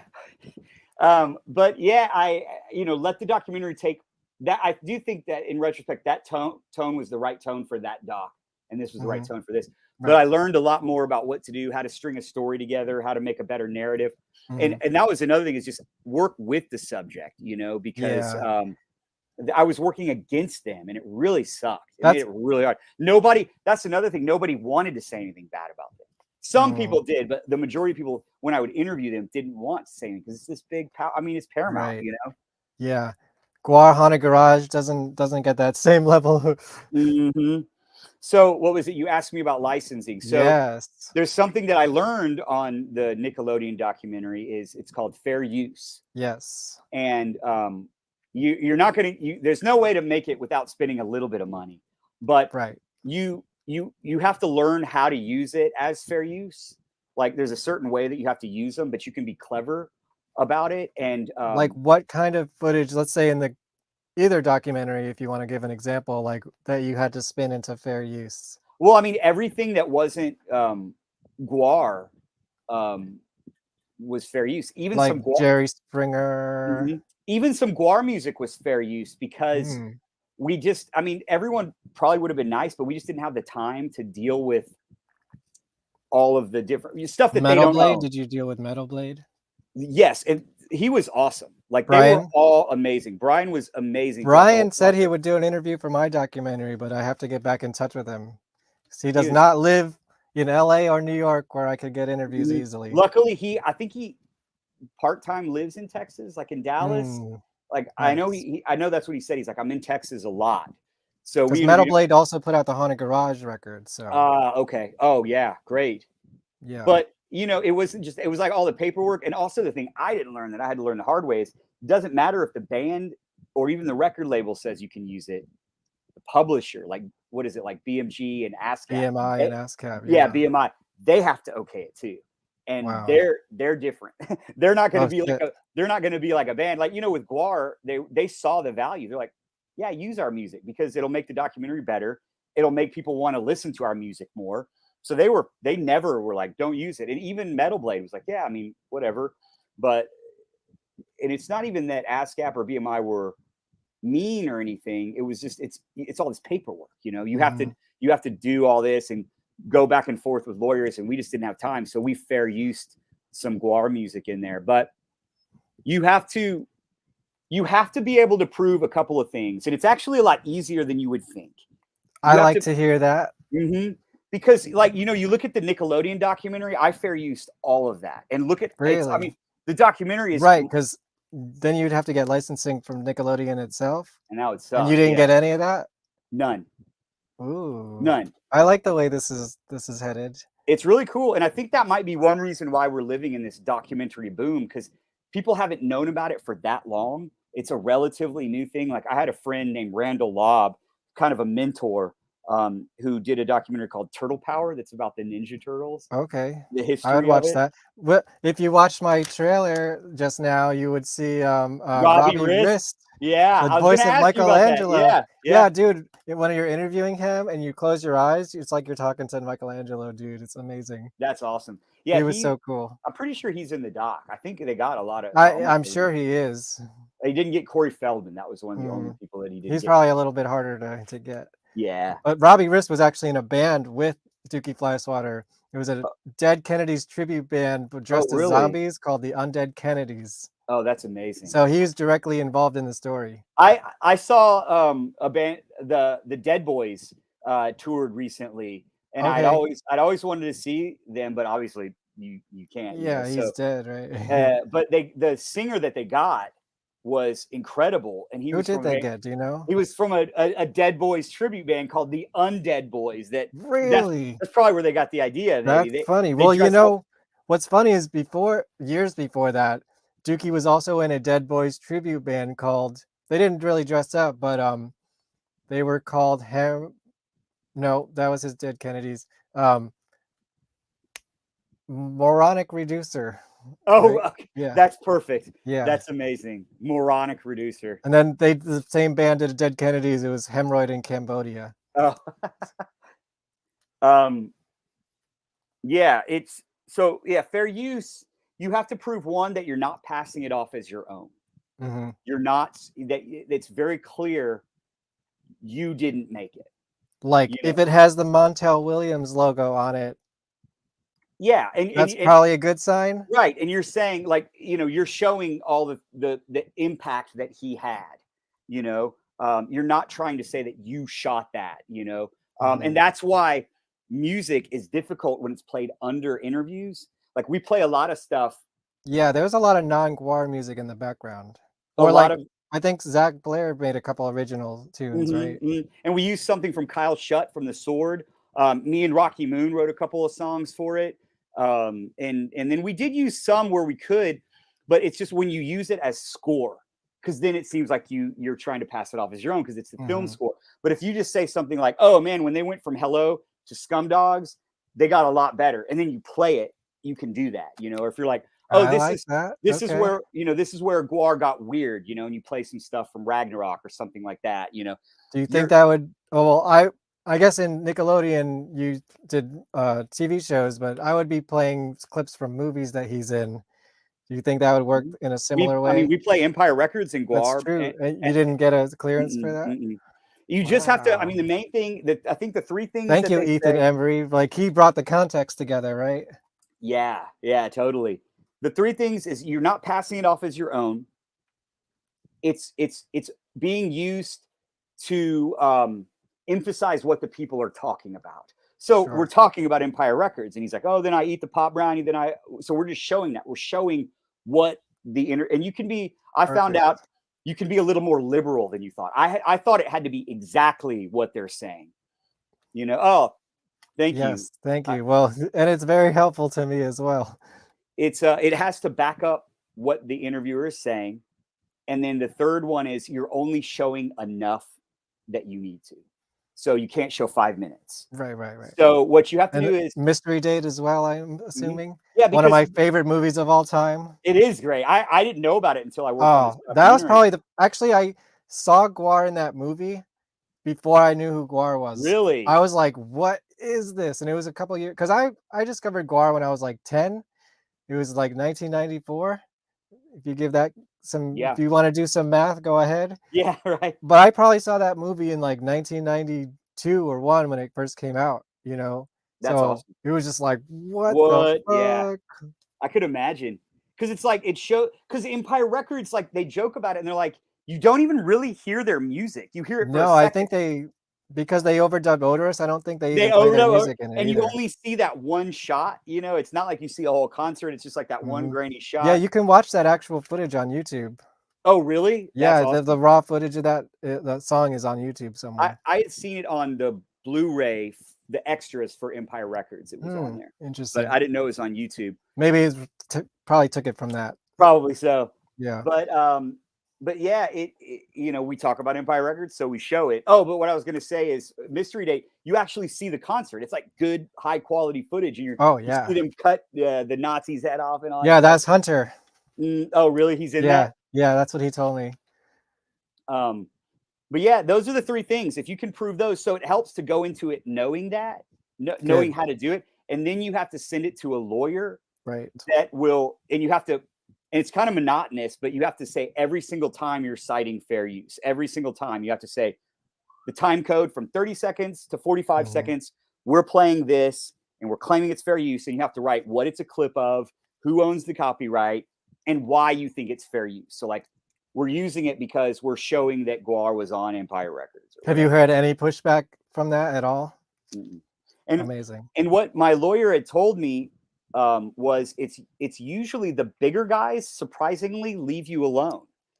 It's the middle grade people. Yeah, because they have money that they need to be made. I mean, because if Nickelodeon sued me, what would they get? Yeah, they already have millions of dollars. They already have millions of dollars, and they also know they would probably lose because it is a lawyer signs off on it, and then also like they don't have time. Like what's the point? So it's usually like Nickelodeon probably. That's good for my Montel Williams stuff. Exactly. They probably Nickelodeon probably looked at my document and was like, "Oh, cute, do what you got to do, kid." We reached out to them multiple times and they never gave a shit about it. They never cared anything about it. Because that was another thing that my lawyer also told me is they're like, if you're going to cite fair use, try to extend that olive branch and say, this is what I'm going to do. I'm going to use the footage.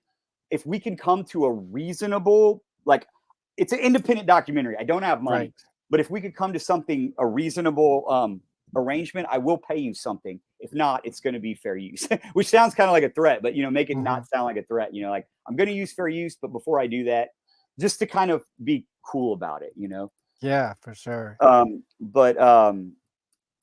Yeah. So you have your lawyer sign out. You have to fill out this monotonous form. Your lawyer signs off on it saying, I agree that this is fair use. And then you use that to get insurance. And then I have to get insurance. Uh-oh. You are going to have, especially if you want it. Is that very expensive? It's between $3,000 and $5,000. Okay, it's not terrible. It's not bad. And I would say your fair use will probably be about the same. You might be able to get away with a little bit less. I know I'll hook you up with my lawyer. Yeah, if yeah, you that'd want. be awesome. For Sure. the Yeah, orange, we'll have an off-air conversation about that. for the orange years, I didn't know who to go to, so I went to the guy who literally wrote the book on it. Like it's Oh. Donaldson and Califf. The guy Michael Donaldson is the guy that wrote. I think it's Michael something Donaldson. He wrote it, and you can watch a bunch of interviews with him. But he's the one who kind of figured it out and spread the word about it. So he was pricey. Maybe I need to read that book. You should, yeah. Yeah. So then, and then you just, you try to do as good as you can, so that, because your lawyer is going to send you revisions and you're having to pay for that. So, we had set it up pretty good, so I didn't have to do a lot of revisions for GWAR. I had to do a couple, and then because then if you get a distributor like Shudder or Hulu or whoever, big or small, they're going to want to see that because they don't want to Great get segue. Well, first I want to just ask quickly. So, do you have to make a new like sheet or notes for every cut of the movie that you make? Like every time you do a new cut, do you have to be like You really send it back to the should. lawyer with the same different time codes and You stuff? really should, unless like I think there was one time where I talked to my lawyer and I was like, man, I changed a couple of things, but the vibe is the same. He's like, it's probably fine. But I think I did end up. You really should every time you make a cut. So don't do it until you're picture locked, and then send it in, because you really do. That seems like a lot of work. It is. And boring work. It's monotonous. It sucks. But if you have somebody to help you do it, or it's better than paying, like $10,000 for each clip, For sure, yeah. Like you could pay somebody, $100 and you could probably find somebody to do it for you, and that's cheaper than licensing the footage. That's not a bad I wonder if lawyers like do that on the side hustle. Maybe. Interesting. Well, yeah, so that's a segue I wanted to ask you about. How did you get picked up by Shudder or Hulu, or how does that kind of come into play? Okay. So I guess I'll talk about the Hulu one first, so then you can understand how awesome the Shudder thing was. Okay, cool. So the chances I found of selling to Hulu, to Netflix, to a lot of those guys is, I don't want to say impossible, but it's like incredibly small. It's just not going to happen. They want to make their own stuff now,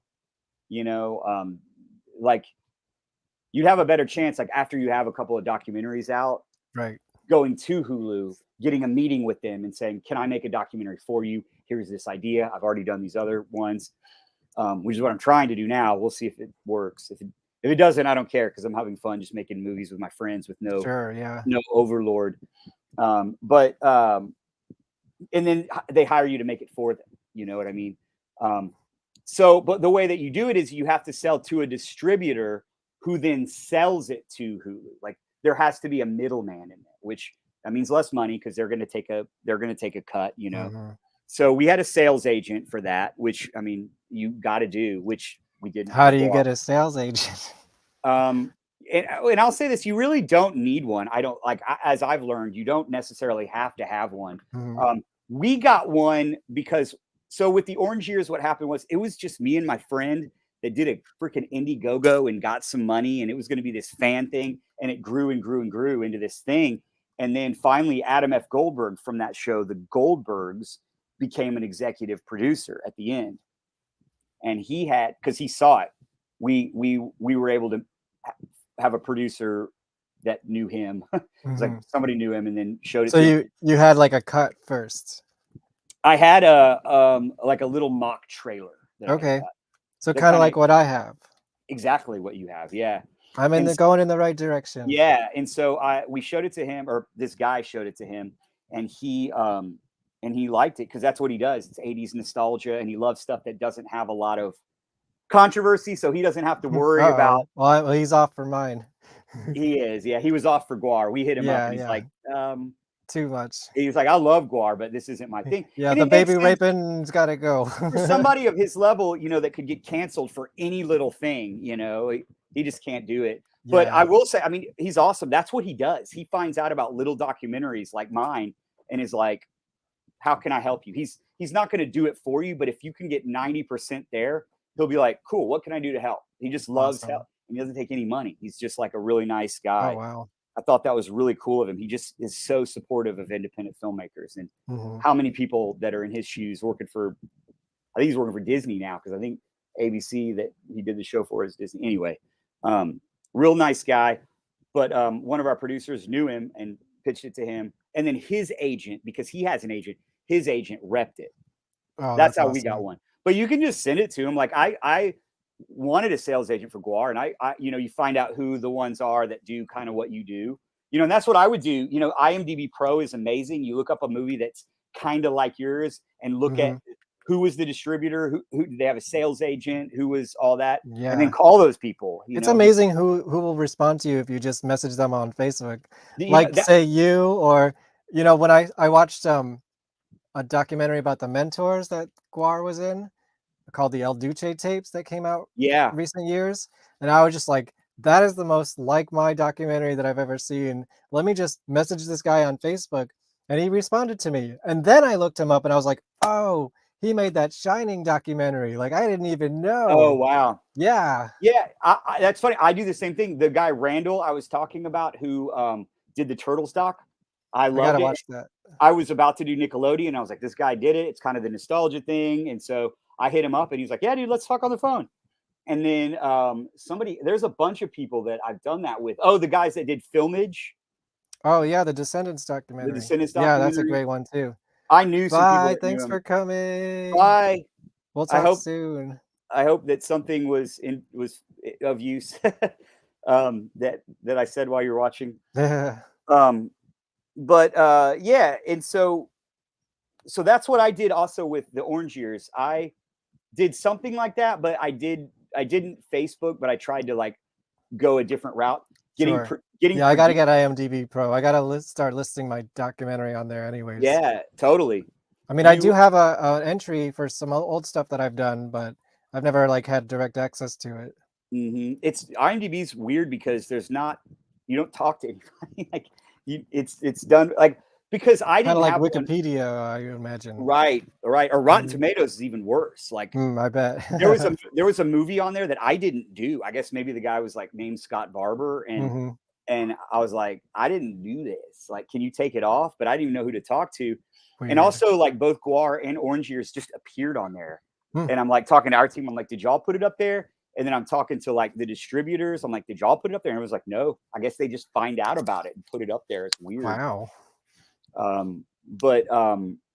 So I just called, like, producers are awesome. You'd be surprised at how many people want to help if they can just get a producer credit and maybe some back end points, because you think about it, like, making a movie is hard. You know how freaking hard it is. Well, I'm trying. I'm learning. And like, to be able to put your name on something when you're not the guy that's like me or like you on your doc that's in the trenches doing all this stuff, like, you're going to have to do all that paperwork, and you're obviously having to do all the editing, which is a huge task. Oh, yeah. Somebody else that's like, oh, yeah, I'll help you out a little bit and be a producer, because then it looks like they're making a bunch of movies. You can look at it. It's like, whoa, this guy's a mover and a shaker, when really they're only directing a movie maybe once a year or once every 2 years. But in between, they're producing a movie, and producing can mean a bunch of different things. Yes, I'm learning that too. There's no one thing. Like, if you pay me enough on Indiegogo, you're a producer, man. You're a producer. Yeah. Can you hook me up with that guy? Sure. If you make me a producer, okay, great. You get a producer. Yeah, exactly. For introducing me to that guy. Yeah. And you just have to is it worth it? And a lot of times, yeah, why not? Why not? Yeah, I don't have anything to lose from it. Like, I would totally do it if someone was like, hey, I'm making this documentary. If you'll just help me, like, come out and film some interviews work for free, or like do. Hey, you want to be a producer? Yeah, I totally We'll talk about it. Okay, we'll talk about it. It looks like, you're making a bunch of stuff, and and also the thing is, like, some of my producers, like, they ask me, they're like, is it okay? Like, people are like, oh, I loved your movie. And they might do interviews and they're like, oh yeah, my movie, This Is GWAR, or my movie, The Orange Years. And I'm like, no, that's the payment that you can go around, because you're more a producer. Publicity. Yeah, go ahead. I was like, it is all of our film. It's not mine. It's everybody that worked on it. So I don't care if you go on a podcast and you're like, oh yeah, my movie, This Is GWAR, my movie, The Orange Years, whatever, because you are a producer and it is your movie. But yeah, because it helps a lot too, because with the Orange Years, I had never made a movie. And that was one of the things I kept hearing from people. Is this your first movie? And you could tell that saying yes is not a good thing. So I reached out to some guys. Lee Leshin was one, and he had done a documentary. He was a producer. He's a documentary producer. He had produced a movie called Back in Time, which is like a documentary about Back to the Future. And then he had also produced a documentary called Ghost Heads. And another guy that had produced on Ghost Heads was Bill Parks. So is that like a Ghostbusters fan movie or something? It's a Ghostbusters fan movie. See, the name is good because I got the context. I really like it. I really like it because it's not just the history of Ghostbusters. You also go into the history of these really unique, interesting people. The Bohab documentary is next. Oh yeah, that would be awesome. That would be Bohabs. Awesome. That's the name right there. Yeah, that would be really Shudder. Cool. Do it. But yeah, I reached out to them and I was like, do you want to be a producer on this documentary? I'm doing a Nickelodeon documentary. You want to be a producer? And, they're kind of like, what do you need? What do you want? They wanted to make sure I was legit, So I was like, this is what I want to do. I do have a plan, I wouldn't recommend going to you already have a movie almost done. So that's something you could do. Like people have come to me after I did the Orange Years and be like, do you want to work on a movie with me? And I'm always down to talk to anybody. And then it's like, they just have an idea and they just want me to do it for them. Right. Yeah. It's like, only when I'm really passionate. But if you're asking somebody like that, like, hey, I don't need a lot from you. You can be a producer. They wanted to do it. So they wanted to make sure I was legit. And I was able to give them what I wanted to do. I already had some money raised. So, we're going to do something. I had a budget and they were like, sure. And so they just kind of helped me. I mean, the biggest thing that they did was just adding their name. So then when I could go around, I could be like, my team has done Ghost Heads, and Back in Time.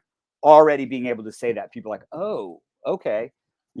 My team has. You see that all the time from the team that brought you, blah, blah, blah. And it's not the same director. Right. It's not going to be but anyway, I did that and that helped out a lot. And then, Bill, for example, he has a couple of houses in LA and he let me film at his houses.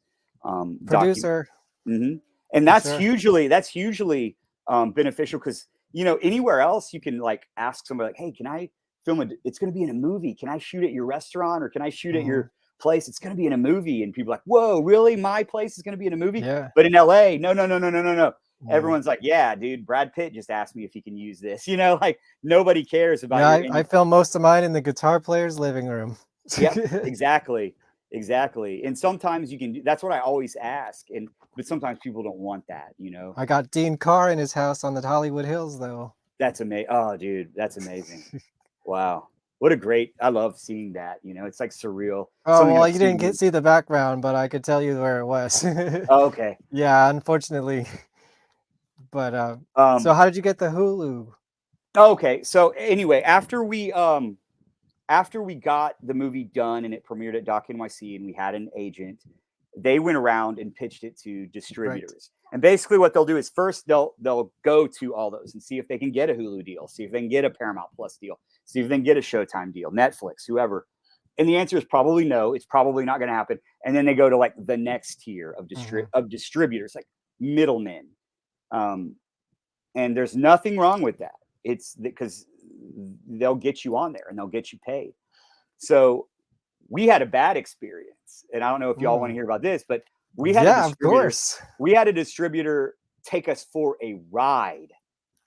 Do you want me to continue this story and then I can come back to it? Be like, now I'll tell you, like, tell this story all the way through. Whatever flow is best for you. I'll do that. So then it's like the story isn't as broken up as much. So anyway, we signed with a company called Gravitas. That's a good company. And they then signed, and then the first thing what a distributor will do is they'll put you out on transactional, kind of the opposite of what's happening for me now with Shudder. They put you on iTunes, Amazon, DVD. They put all that stuff out there and they try to make as much money as they can doing that. Gotcha. And then while they're doing that, they'll use all that publicity and all the numbers. Oh, they sold this many on iTunes to try to get you a Hulu deal or an Amazon Plus or whatever. So it's like the opposite, going up from the bottom instead of from the top down. Yeah. And it makes sense because once something is on Hulu, the people that are going to rent it on iTunes or Amazon goes way down. Yeah, of course. So it makes sense to do that first. But the Shudder, exposure goes way up, I'm sure. Yeah, everyone found out about our movie once it was on Hulu. With Shudder, it makes sense for them to do their thing first because they want people to subscribe, you know. Right. And then after they've got as many, they're like, okay, everybody that's going to subscribe already has. Now let's put it on iTunes and Amazon because they're still going to make money that way too. So that's what happened. And then we got the Hulu deal, and yeah, that's when a bunch of people started seeing it and hearing about it and thought it was a new movie, even though it was already like 2 years old. So we got all these weird things like, why'd y'all put Drake Bell in it? He's a predator. It's oh yeah, Misfits documentary. How incredible would that be? That would be nuts. I tried to get the Misfits for this documentary because Danielle Slyminster Hyman knows them. Oh, they used to tour with GWAR. Yeah, and she's still close. They played a GWARbecue as well. Oh yeah, yeah. I'm surprised you did. You try? Like, I'm surprised. We did. They wouldn't do it. I was trying through Danielle, and she was showing me what they originally said yes, but then they got busy. And I think it's weird now that they're like really big again. You know? Now. Yeah, I saw them at Madison Square Garden. Exactly. Danielle was trying to do the Ms. Electra stuff at that show on stage. Oh wow! It just didn't work, and I was like, oh my god, if I get to film the Misfits at Madison Square Garden and then go backstage and film interviews, I'm gonna be going nuts. I was in that room. It was awesome. So so that's how that happened. You know, an agent who got us a distributor, and then the distributor will get you on something like that. And so that's what happened. So I've never talked to anyone at Hulu. I've never met anyone at Hulu. No one's ever told me. No one ever reached out to me from Hulu. That's not knocking them. That's just the truth. And I'm not trying to be like, oh, look at me, but like, when you look at the most popular documentaries, it's one of them. When you look at the most trending, it's one of them. You know, it's doing really good on there, but doesn't do me any good. You know, I mean, maybe I could contact him and be like, hey, I'm that dude that did that documentary that's doing well on your platform. Right. So then with GWAR, you know, we played Fantastic Fest. That's, you know, obviously very horror oriented. And a guy, Josh Goldblum. That was the premiere, right? That was the premiere. Yep, that was the premiere. And we were going to do all this cool stuff. We were going to have GWAR come down there. We were going to do GWARioke, where people are doing karaoke while they're getting squirted with GWAR. Because GWAR couldn't do a show. Because for them to do a show is impossible. I mean, even when they do like Riot Fest, they have to play multiple shows because they're friggin' touring with a bus. Yeah, it's a lot. It's a big production. And an 18-wheeler, yeah. So they're like, we can't do that, but stop giving away all our secret stuff. Okay, I will. I'll dial. We got in trouble. They were gonna have all this cool stuff, and then remember the Delta variant happened. So Fantastic Fest felt really bad. It's not their fault. It's nobody's fault. But we were gonna do all this awesome stuff, and Fantastic Fest got crippled. So that's why there we are. So that's me the little dude. I stole some pictures from your Facebook. On the very left is Jeff Johnson in the gray shirt. He did camera work for this, and he did all the animation for the Orange Years. So if you see it and you like the animation, you do that. And right to the right of me is Rocky Moon. That's the dude that earlier asked me about leaving clothes in in Chuck Vargas' house. And then that's Kenny, who he did camera work for a lot of it. He went out to Richmond with me multiple times, and he lives in Richmond now. MVM said, what's your dream project? You know, it's funny. I had a dream project. And it just got destroyed. Oh, no. And nobody's fault, but, you know, everybody has the same idea. That's the thing. That's why I want to get did somebody else get to it first, like you did with my dream project? Exactly. It came out, and it just came out in deadline. So we'll see. I don't want to say anything because maybe it could still happen. I'm trying to see. But I mean, Misfits would be a dream project of mine. Well, my buddy Jeff's making that one. Is he really? But the twist is no Jerry, no Danzig, no Doyle. Everybody else. Okay. Everybody else is there. All covers. No mention of their name in the title. Okay. Trying to think what else I would love to do. I mean, geez, that's the other thing I talk about is like GWAR really spoiled me because it's got everything you want. It's visually stunning. So when you just show a trailer to somebody, they're like, what is this? You know? Dude, for years, I've been trying to find something that explains what GWAR is in like 5 minutes or less. And finally the trailer was Oh, like, yeah. I can finally show you after 30 something years. Yeah. I don't have to just talk about it for hours, you know? Totally. Yeah, it's spoiled it for me. I'm like, what am I gonna do next? Like a band? No band can live up to that. I'll think about that. So I keep a Google Doc, right? Every time I have any, and some of the ideas are dumb as hell. Like I'll go back to them and I'll be like, what the hell? Why was I thinking that would be a good idea? But I'd love next time I wanted part of my dream is to do a docu-series because I don't want people complained, rightly so, because I agree with this, that both GWAR and the Yes, Nickelodeon you like documentary. Graves. We don't talk about Graves anymore though. But I love those albums. I do Can't too, deny yeah. American Psycho. I like the fact that they didn't try to get somebody that sounded like him. The same way And Michael. Don Draculich loves Graves too. Oh, does he? Yeah. Yeah, it's I don't know. My dream project, I want to do a docu-series because you know, both of them people said I wish this was a docu-series, the Nickelodeon one and GWAR. So I want to do that, but you have to get somebody who's going to help you up front first. Right. But yeah, Shudder with Yes, the tell me Shudder about deal, Shudder. we had you know, Josh came on board to help us, and he's very connected to the horror scene. He works for a company called Dark Star, and he's done a bunch. You probably met him. He does a bunch of he did a bunch of festivals. He's who helped us with all the festivals. He knew who to go to. Okay. He knew who would do it. I'd love to talk to this man if I haven't already. Yeah, I'll try to hook you guys up. It'd be Cool, awesome. He's thank a you. really nice fella. He's really good. He's good at what he does. So then he was the one that was like, I think you should go with Shudder. And we're like, okay. And he's like, I'll call him up.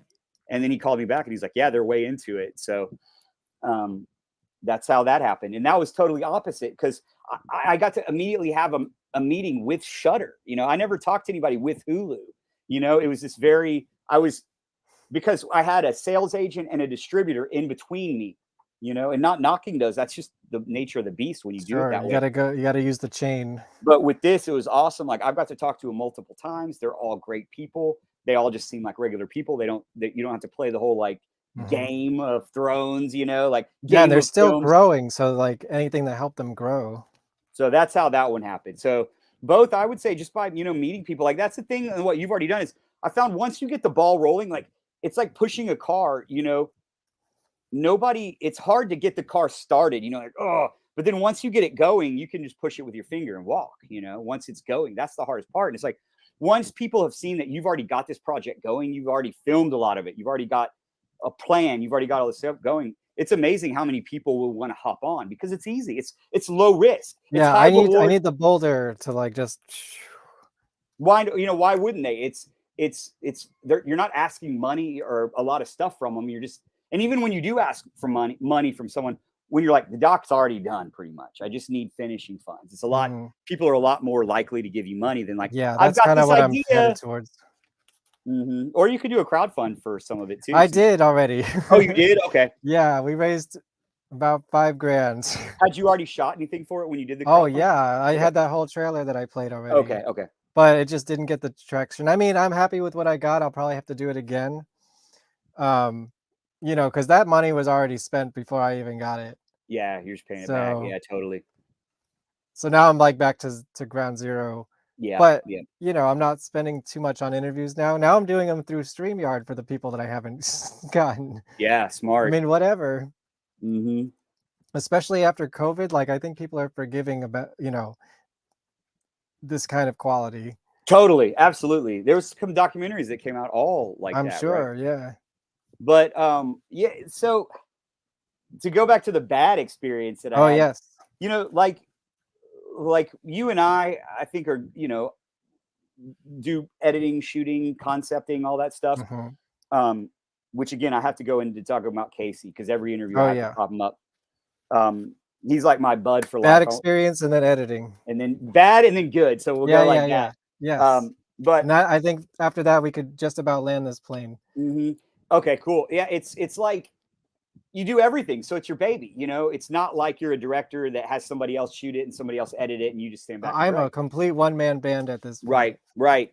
And then you get into, so you're in the trenches, and then when it comes time to do the business side, for me, it was like I don't I don't know anything about that. And you always want someone who knows what they're doing to do it. You know, I don't want to do it myself as much as I'd want to because I don't know what I'm doing. So handing your baby off to somebody else is so difficult, you know, and hoping that they get it and hoping that they know how to sell it, you know.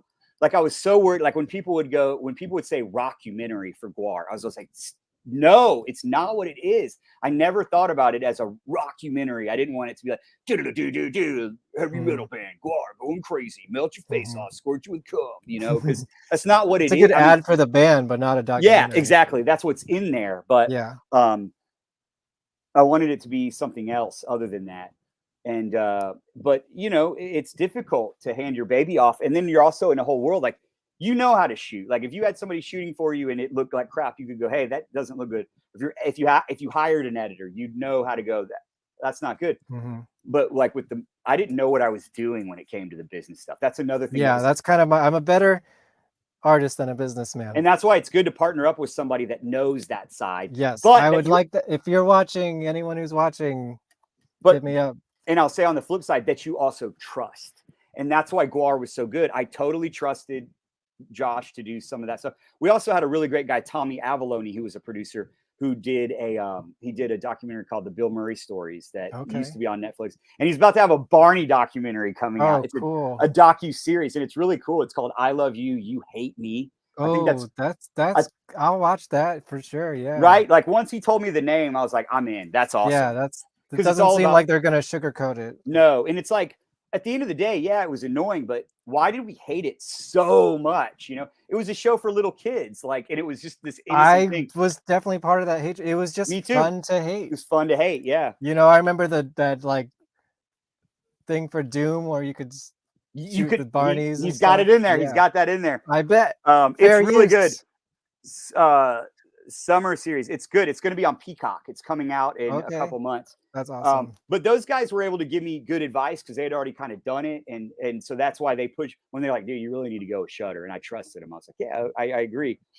The Nickelodeon documentary, we had a distributor, and I say this just because if anybody on here is doing this, or even you to watch out for this shit, because I didn't know. I thought everything was good, and now I know what's up. And we had a guy that had a distribution company that immediately after it was in Doc NYC was like, I want it, and it belongs with me, and he's real nice. He's like, this is what I do. I do this stuff. It belongs with me. And he offered us a deal that was 4 times as good as anybody else. Too good to be true.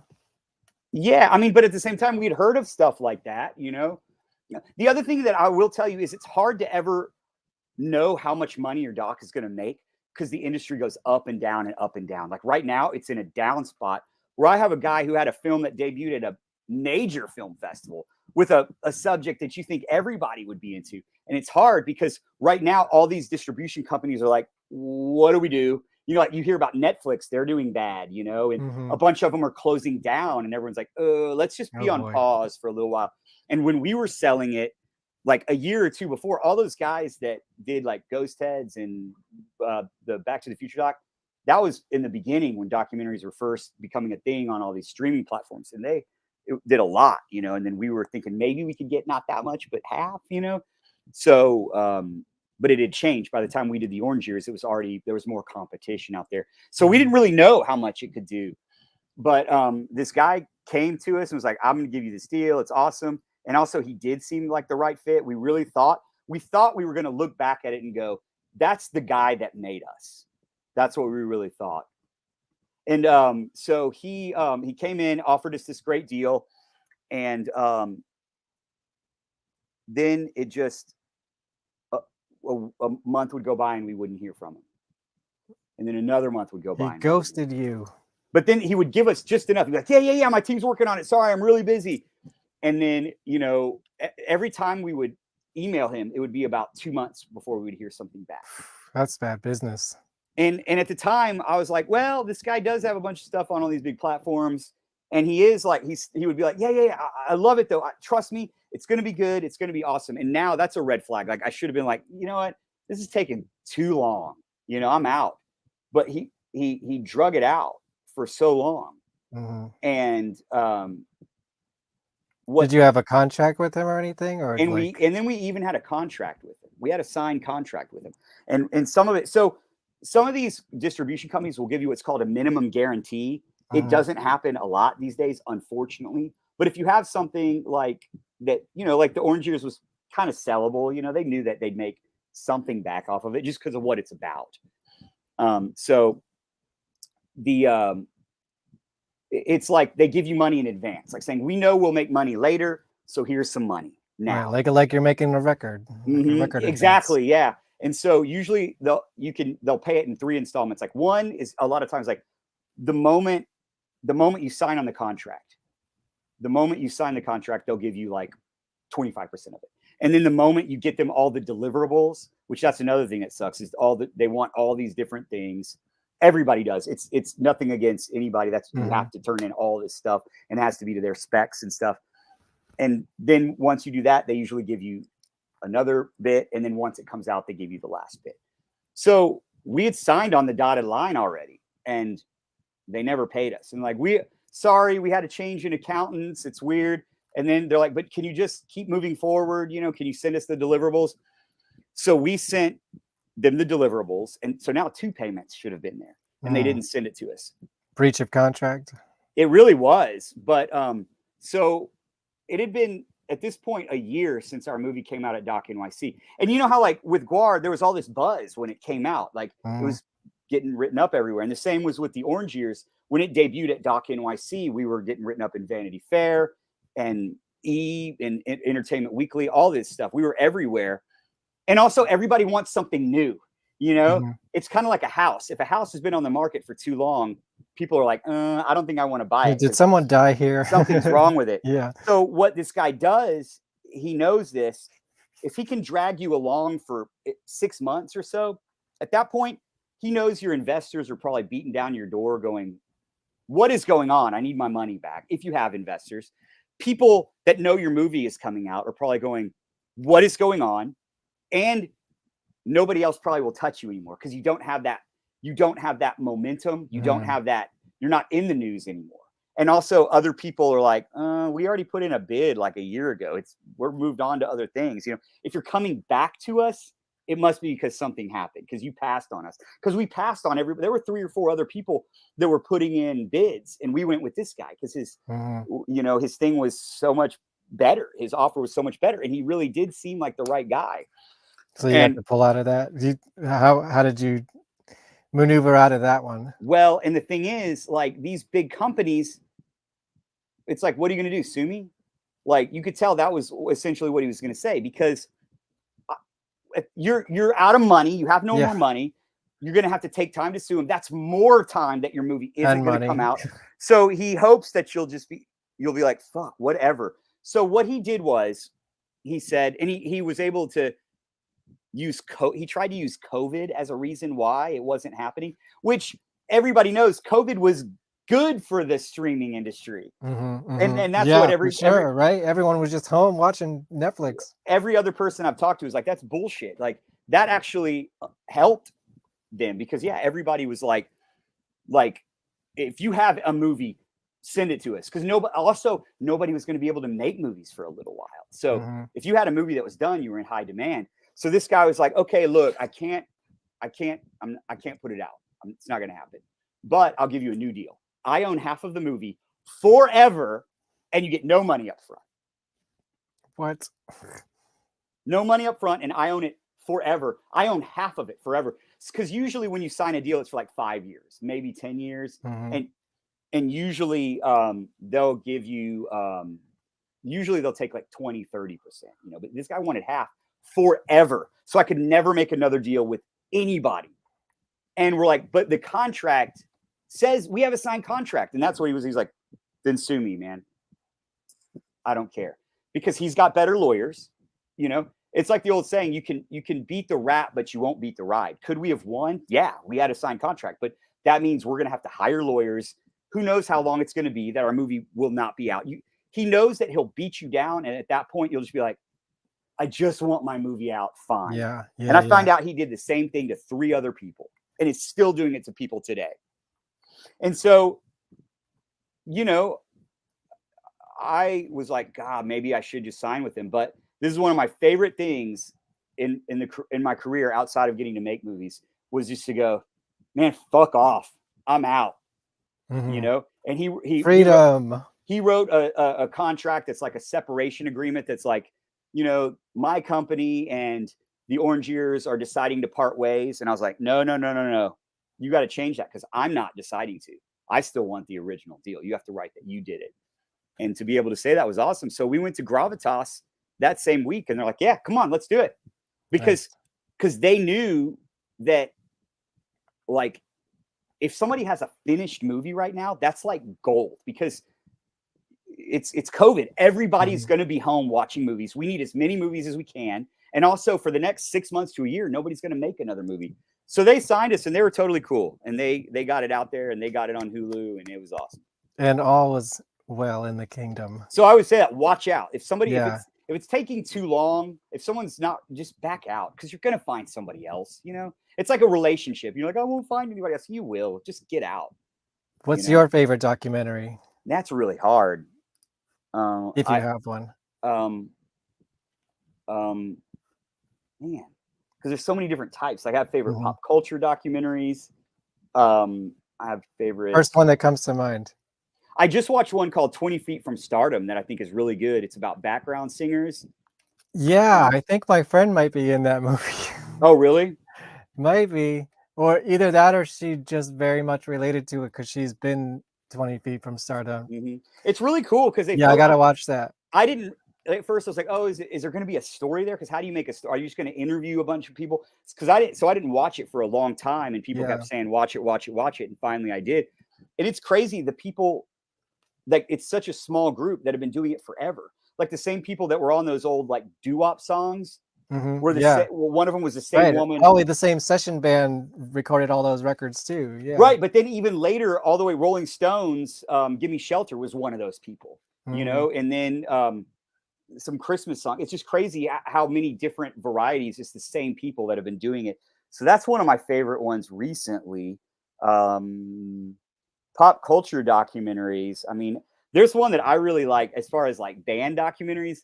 My favorite is the Rush documentary, Beyond the Lighted Stage. Oh yeah, I did watch that, but I remember,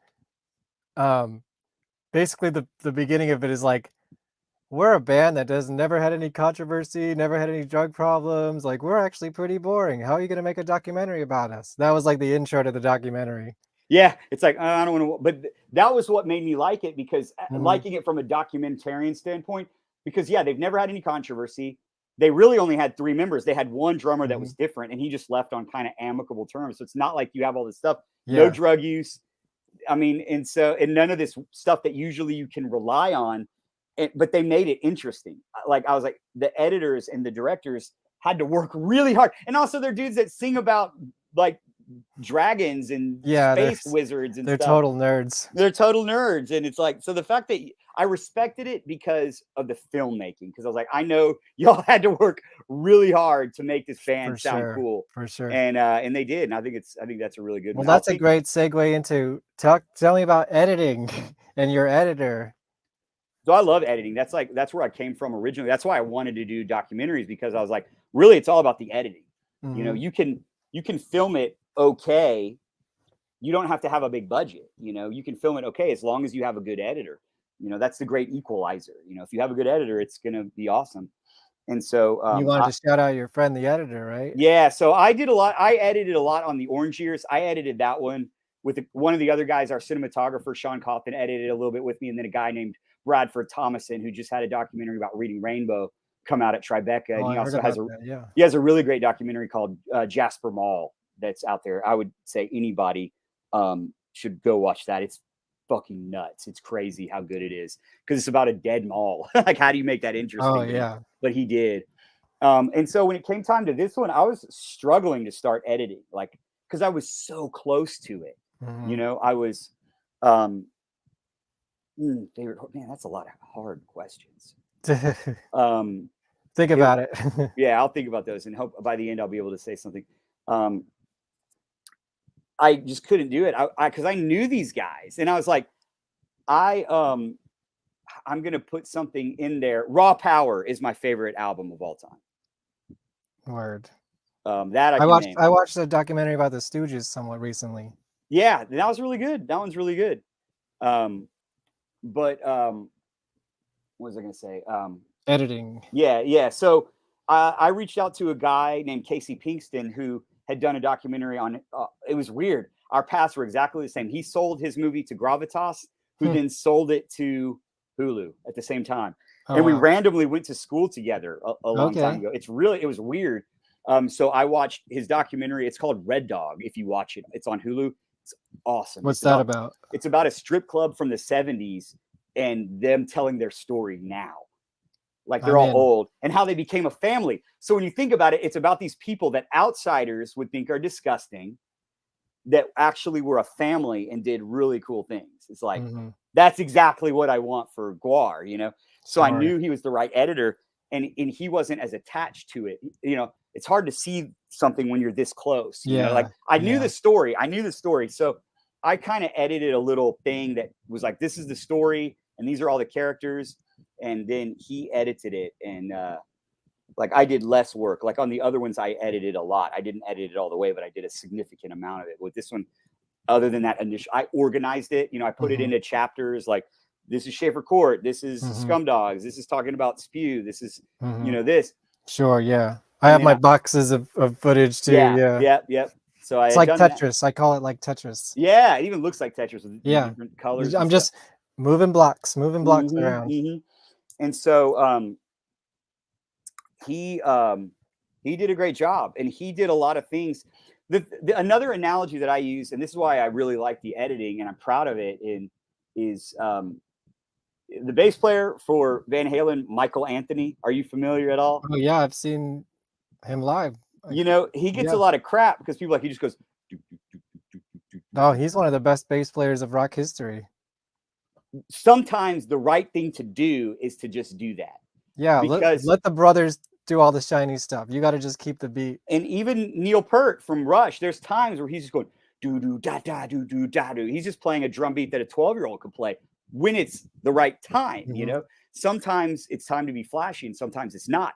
And as we looked at it, like I've seen some people like, I mean, the GWAR doc's okay. It's just talking heads, and it's like, that's what do you think a documentary is? Yeah, right. It's like the editing is very straightforward, and it's like, well, yeah, because the story is bonkers. You know, like we originally were like, do we do this thing where maybe we start at the beginning and then go to the end? Like there's a documentary called We Are X that's about this Japanese band called X. Okay, that's a great one. Not the LA punk band. Not the LA punk band. That's what I always say. I'm like, oh, I know about them. I'm like, no, not them. It's I just saw them recently. The LA punk band X.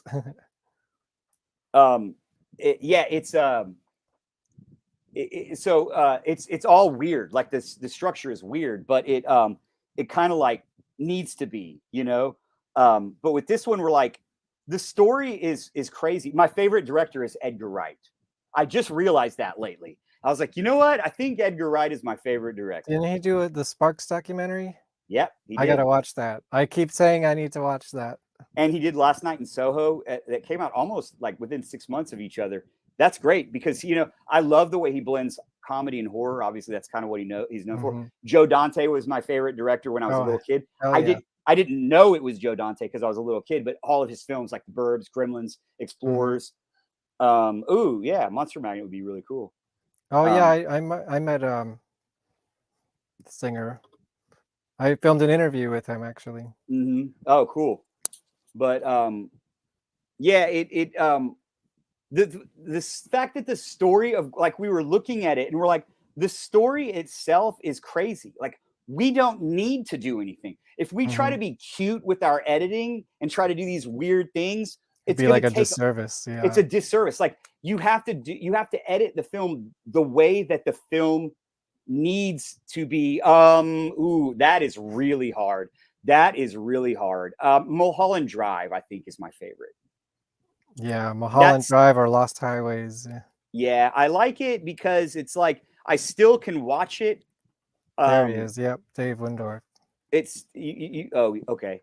You can still, you can tell it's about I think David Lynch films are all about dreams. You know, that's what they say. It's like, if you ask, I love how you're like, what's it about? He's like, I don't know. You tell me. What does it I mean to still you? don't get Eraserhead. Totally. And that's why in some ways I thought Mulholland Drive was one of my least favorite, because it's you can tell it's saying something, you know, but it's not as abstract, I guess, as the other ones. But I love it, and I can watch it over and over again and pick up on new things. And that's freaking jump scare. I love it. Oh yeah, I love it. That guy in the dumpster, right? The my monster from the dumpster. My daughter is finally old enough. I didn't show her all of Mulholland Drive, but I was like, you want to see the best jump scare ever? And we got to watch that together. It was really special. That or Exorcist 3, right? Yeah. Ooh, yeah. Here, let's I had some slides shows that I haven't shown yet. Let's see if it sparks anything. Well, that was the original cover, right? That was one we just did for a placeholder. Yeah. Right. So, all right. Here, I stole some pictures from your Facebook. That's awesome. So, yeah, there we are with Thomas Lennon. I'm sorry, No, Alex Winter. That's Alex. Yeah. Alex Winter and Thomas Stern. Right. They're the guys that directed Freaks together.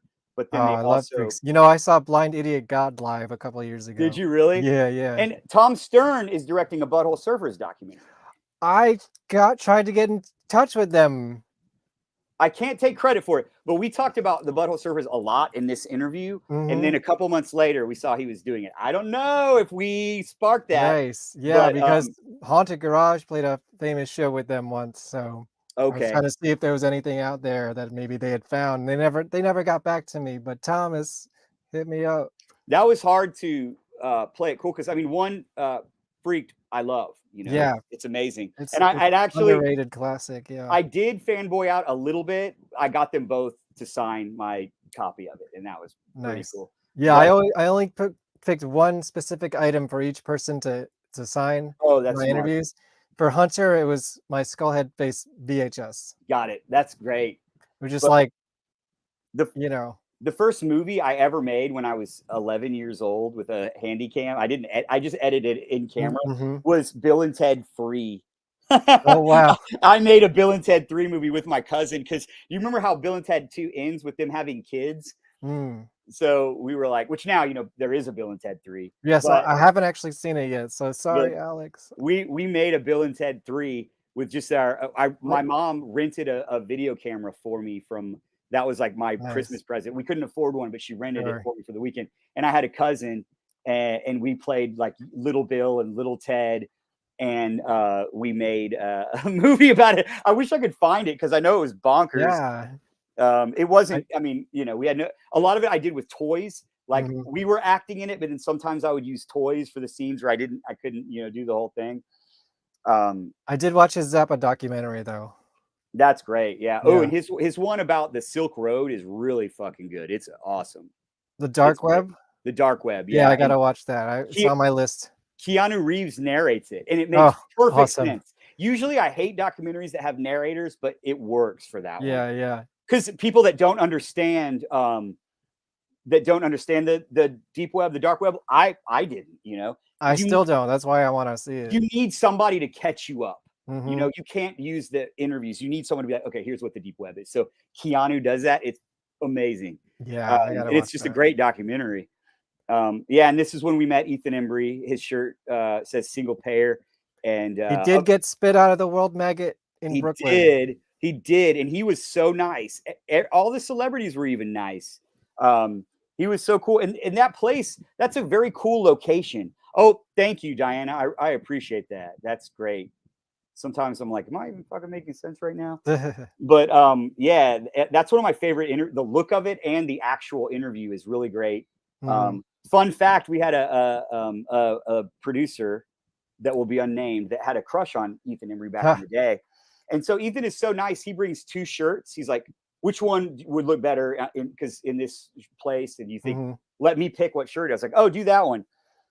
Because you know, it's what like does his shirt say? It's a play on the Slayer. Okay. Slayer, thing. And so I was like, do that one. And so he's like, oh, cool. Takes off his shirt, and the dude is so buff. He's so ripped. Yeah, he is now. So ripped, and he has a big like chest piece tattoo. Josh, the guilty. And and it's like, you know, he's got one of those bodies where you're like, man, I wish I looked like that. That's a good looking guy, you know. So Yeah. I told the producer, I was like, so what do you think about the show? Wasn't that pretty cool? And the producer was like, no, because they had a crush on the Ethan Embry from the Empire Records. Like their view was backwards, you know, like they like the thin, you know, Yeah, the Trent Reznor syndrome. Yeah. Oh yeah. He's all huge now. Now talk about a shit-eating grin and a cool place to film. Did I tell you about that or no? But your producers did. I heard it. You say it in another interview, but your producers dropped that nugget at the Brooklyn screening. Gotcha. So this was a freaking this was bonkers. Like this was the one for me that was just crazy. Like, I mean, he's not a celebrity. He's Americana. He's something else, you know.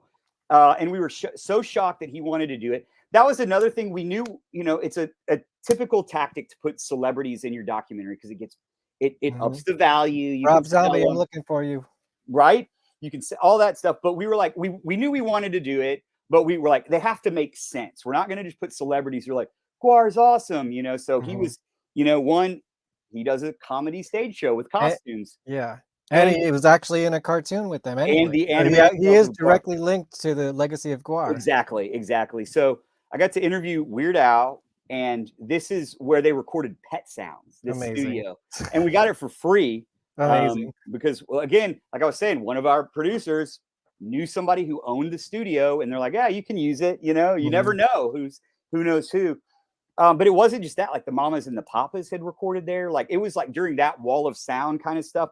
So much stuff. So to be in that studio talking to Weird Al was crazy. And he came in and he brought it. Like I have all these tactics for how to be a good interviewer, like how to get people, you know, to trust me and how to form a bond, because you got to form that bond with them or they won't open up to you. Yeah, and you have to be sort of on an equal plane on a certain level. Totally. And you got to get them like, you can't just go in there and, you know, you got to get them used to you and used to being on camera, used to the lights. And with Weird, and you know, you can feel it. You can feel them coming alive, and they're like, "Oh shit!" You know, a lot of times I'll bring up something that's a deep dive that won't even be in the documentary, but they are flattered that I know so much about them. You know, and then they're like, "Okay, this guy isn't just going to come in here and ask us what's it like playing guitar while you're wearing your costumes." I often know more about Haunted Garage than the people who were in the band. Yeah, they're like, "You probably know this better than I do." Totally. And so I wish that Weird Al could work with them. Surprisingly, and this shows you how cool he is. I didn't know it, but he's totally clean, like nothing in his lyrics or anything like that. Yeah. But he doesn't come across as preachy or anything like that. He's done some edgy stuff on TV and other stuff, but on his albums, he's pretty squeaky right clean. Yeah. So he's addressed this. You can look it up on YouTube. He's answered this question before. He's kind of just said like, well, GWAR's already sort of a parody in themselves, so how would you kind of parody a parody? How would you parody them? Yeah, that's true. And that's something I think your average person doesn't know. You know, people that know GWAR, of course, know the humor, but I think some people don't. They think it's just like, oh, they're this heavy metal band that, you know, whereas it's like, no, they're in on the joke. They get it. They're like Metalocalypse. That's what I would tell people that didn't before Metalocalypse. Before I did an interview with Brendan Small once too. Oh really? Yeah. Which that's another reason why I had free tickets to go see the Metalocalypse show that night, but I had to miss it because I was playing with Green Jello. Oh my gosh. And Monster Magnet was playing that night too. It's a lot of shows I missed. Weird Al was a trip, and then so he came in and just immediately was on. Like but it makes sense because he is been doing interviews since longer than I've been alive. Immediately he came in and he was so chill. He's like, "Hi, I'm Al." He didn't roll in with a posse. It was just him. He came in. He's like, "Hi, I'm Al," and we're like, "Yeah." You know. That's like when Neil Gaiman introduced himself to me. It's just like, yeah, I know. Yeah, I know. So he sits down. That's cool that you got to meet Neil Gaiman. That's well, I was interviewing his wife, Amanda Palmer, who's in the Dresden Dolls. Okay. And if you like the Dresden Dolls, the drummer of the Dresden Dolls is on my new record. Oh wow! So check it out. He rolled in and immediately he was so kind. He's like, "Okay, I'm ready. Yeah, I'm ready." And so I was like, "What should we talk about first, you know? And he's like, I don't know. Because with him, it's harder to do a deep dive because everybody knows everything about him, you know? And also this isn't about him, you know? So I can't be as sneaky, you know? Like I'd ask a lot of the GWAR guys, like, what about Sedition? Or what about The Guilty, you know, and talk about that stuff. I want to hear that Guilty cassette. God damn it, Mike Bishop. I do too. Yeah. So with him, I'm like, okay, well, let's just start off by talking about the animated tales of GWAR because that's the relevance. That's it. And then I can get the more serious stuff later, which you'll see in the doc. You know, he talks about putting on a show, how hard it is, how hard it is to mix humor and rock, but you can do it if it's good, which GWAR is. That's what he says, you know. Did you know the antidote? Did I say that right? The antidote about how he had to delay setting up because of the GWAR blood. Did you know that, or did he? I didn't. And that was awesome. Himself? So I start out and he's like, okay, yeah, I'm ready. And I'm like, okay, so tell me about the animated tales of GWAR. He's like, okay. So the animated tales of GWAR. Yeah. Tale of Odorous Urungus, who decides he wants to do children's program. It was just like that.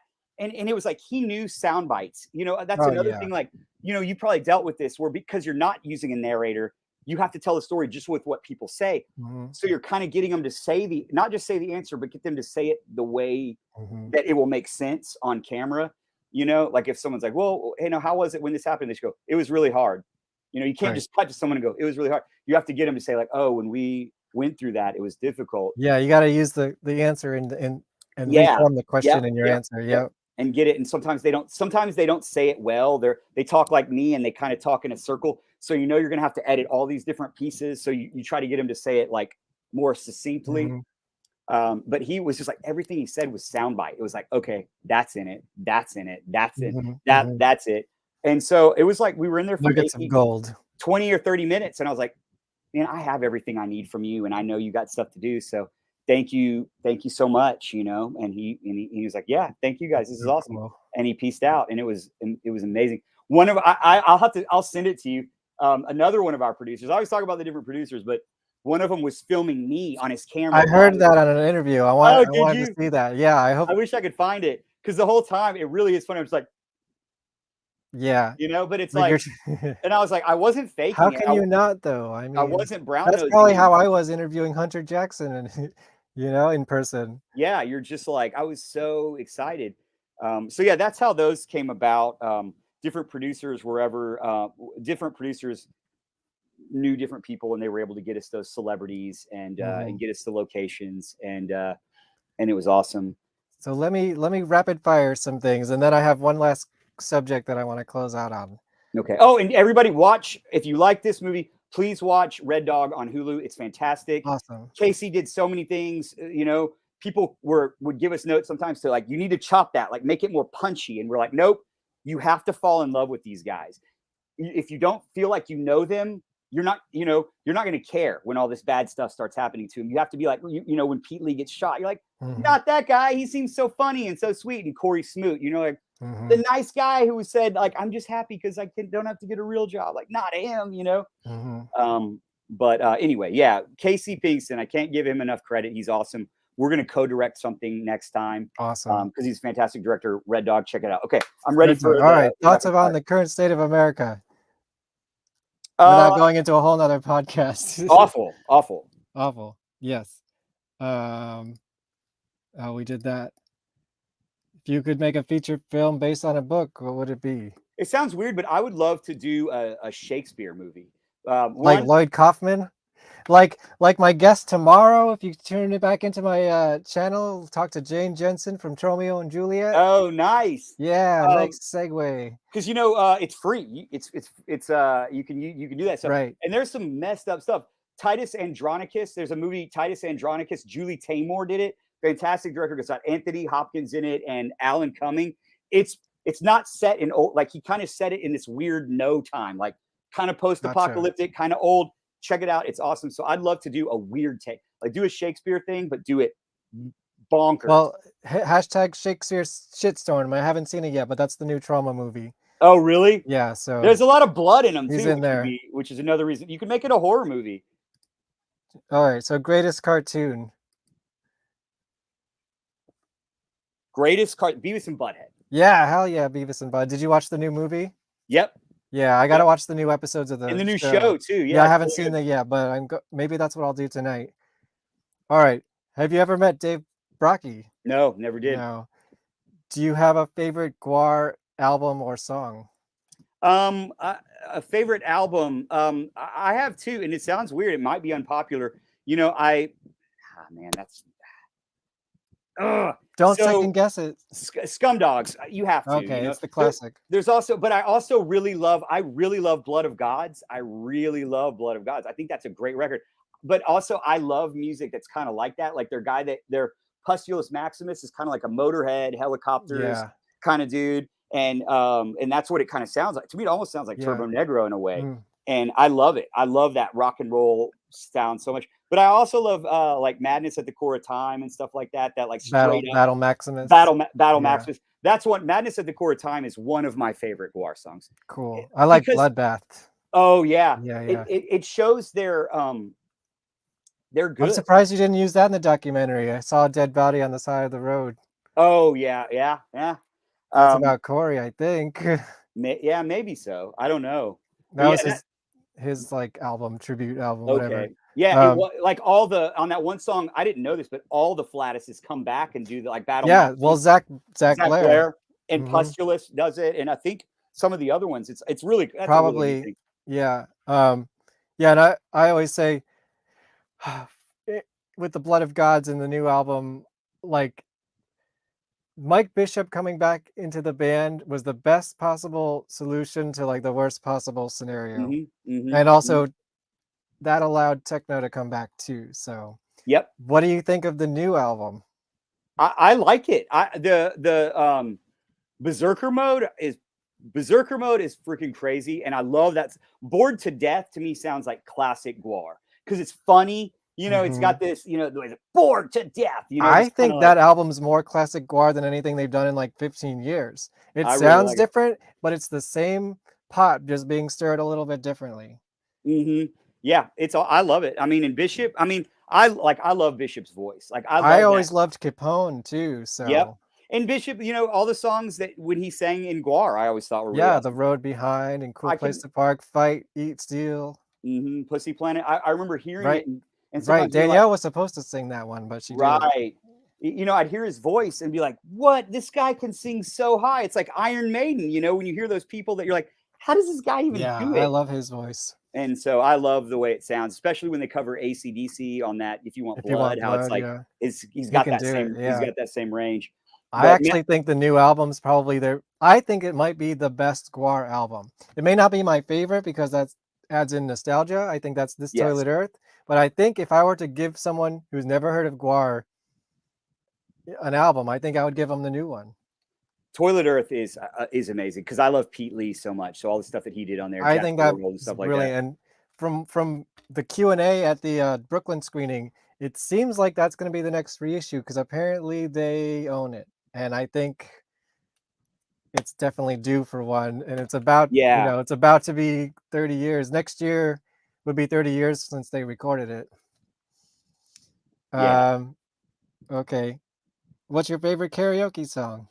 So, Joshua. Oh, is he egging you on to something? Because we've been karaoke. I bet. Yeah. And we have this thing where you can't do a song that you're actually good at. Like, don't go up there and do a song that you know and is in your wheelhouse. Like, do something bizarre and crazy. So Bizarre Love Triangle? No, because I love it. You know, it would have to be like, you know, like Britney Spears or Whitney Houston, Toxic. or like a country song or something like that. So I'm gonna say the Divinals. I Touch Myself. Ooh. Josh has a video of me doing Lisa Loeb, Stay. Oh, okay, that's a good one. So, what happens when you die? Come on. I think you become one with everything. Like everything is just one conscious. I do like his old mask. I think if you had to remake a film, I don't know. Do you do like other straight movies? Yeah, I really want to. I want to. Me and Casey are writing a horror Black film. Juju. That would be a fucking weird karaoke song and way too long. Halo of Flies. I don't know. Remake a movie. Gosh, there's so many that would be awesome to remake. I guess I'd have to think of something like older. It's like, do I think of something that I think didn't quite do it justice? Choke would be really cool because I really like that book, but I didn't think the movie was super great. So I'd love to get to take a stab at a Chuck Palahniuk. I never know if I'm saying his last name right. Right. We know who you're talking about. We know, Fight Club guy. Yeah. I know. I can't believe there hasn't been more movies of his work. Like Fight Club was such a big whatever. How did Zach Blair come on as a producer? So Zach Blair was one of the first people that I knew. Like we kind of are in the same circle because he's a Texas guy, and he lives in Austin. And a lot of the guys that worked on this with me are from Austin, and so they knew him. And he's in a big band now. I know, and he's. I got to see them at a festival. There's a band he's in. So I knew two guys: Rocky Moon, who's in American Sharks, and Mike Wiebe, who is in Riverboat Gamblers.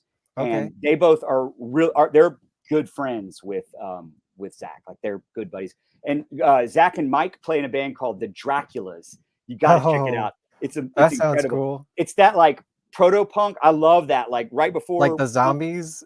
Yep. It's great. It's really, really, really good. And they do have alter egos. It's not like GWAR, but they're like this band. Like they're these like braggadocious, like cocky gang. But they wear these like black turtlenecks and that's sunglasses. Zach is in this band? Zach is in it, and so is Mike Wiebe, and it's crazy. Did you ever hear Armstrong? Armstrong is this his band with the Descendants guys? No, I think that was something else. Okay, no, I don't think I know Armstrong. But they might have recorded this at the Blasting Room because I know he has a relationship with Bill. Armstrong was like I don't think they ever even played live, but it was Zach. Right when he started GWAR, did this basically a Hagfish album on his own, basically, but with Brad playing drums. Oh wow! And it's awesome. Wow, it's out there somewhere. Yeah, it's pretty obscure. I'm gonna have to check that out. I met Zach once briefly. Well, this I don't want to go into the whole story because it's kind of long, but I was a senior in high school and I was going to a festival at a college that I was thinking of going to, and I ended up going to years later. And they have this big 2-day festival at the end of the year. So we went because GWAR was supposed to play, but they got rained out and they couldn't move their show last minute inside. So they just didn't play. So we're just walking around and these two guys come up to me and it was Zach and he's like, "Hey man, I recognize you. Weren't you like front row at a GWAR show recently?" And I'm like, I didn't know who it was because he's new guy. Yeah. You know, and he's in his costume on stage. So it ended up being he recognized me and he was hanging out with Bob walking around. So I met Zach and Bob. This was back in like 2002 or something like that. Okay. They recognized me. It was awesome. That is awesome. That's my crazy. brief story. But it shows you how cool they are, you know? Yeah, absolutely. But Zach was awesome. Like he helped us out a lot in the beginning. I was like 17. Really? Yeah. Yeah, he helped give us support from the very beginning. And he also vouched for us for GWAR, you know, because they all still love him to this very day. He's very he's very like I hear him on podcasts. He always still talking about GWAR, like, you know, that's his family. Like he'll always go back when they need him. Yeah, and he writes songs for Battle Maximus when Corey died and stuff. Right. So the fact that he was like, "Hey, these guys are cool. You should let him do this doc," was really awesome. And now he's in a huge band that plays like giant, you know, stadiums and shit. All right, so I want to end on one last topic, which is this is the Blu-ray that's coming out? That's the Blu-ray, and this is the cover for the Blu-ray? Tell me about the Blu-ray. So what's going to be on it? I saw a list somewhere, but I want to hear it from the guy himself. So I'm just going to look up the list. I'm going to tell you things as I'm looking up the list because I don't want to say something that are you able to pull up a list? I should have had that up and ready, but let's see. I think it's on the GWAR website, right? Let's see. Yes. You can now pre-order the documentary. Hold on, let me I can throw it up on the screen. There we go. This is the GWAR.net. And here are the special features. Behind the scenes of a GWAR show. Yep. So that's the whole thing. So one thing that we had was a lot of cinema verite stuff, which, you know, people are like, oh, it's a Talking Heads documentary. We had a lot of cinema verite where we just followed the guys around. But That's ultimately, awesome, yeah. we're like, that's not as fascinating as hearing them tell their story of like peeing in a funnel on a bus, or getting shot, or losing your brothers, or stuff like that. Like it was like, so it kind of got used as B-roll. You know, you see them setting up. So it's the guys kind of walking through what it's like to set up a GWAR show and stuff like that. Yeah, I always I'd love to see a concert documentary, or not even a documentary, but like a concert GWAR film, but then have an alternate cut of just the alternate behind the scenes. Like you see one way in front, and then you can watch it another way from behind. That would be amazing. So Shudder, the new tour, I heard is going to be rad. GWAR on Empire Records, as told by Ethan Embry. So that's like cut scene, probably. It's just him talking through, because he gave this really funny interview of like how that happened, because it's a weird story, like how it happened. And we just thought it was kind of interesting because, you know, how the hell did that scene doesn't even make sense. It serves no purpose. It's just like a trip. He's tripping. Yeah. It's nuts. The legend. Yeah. Oh, yeah, go ahead.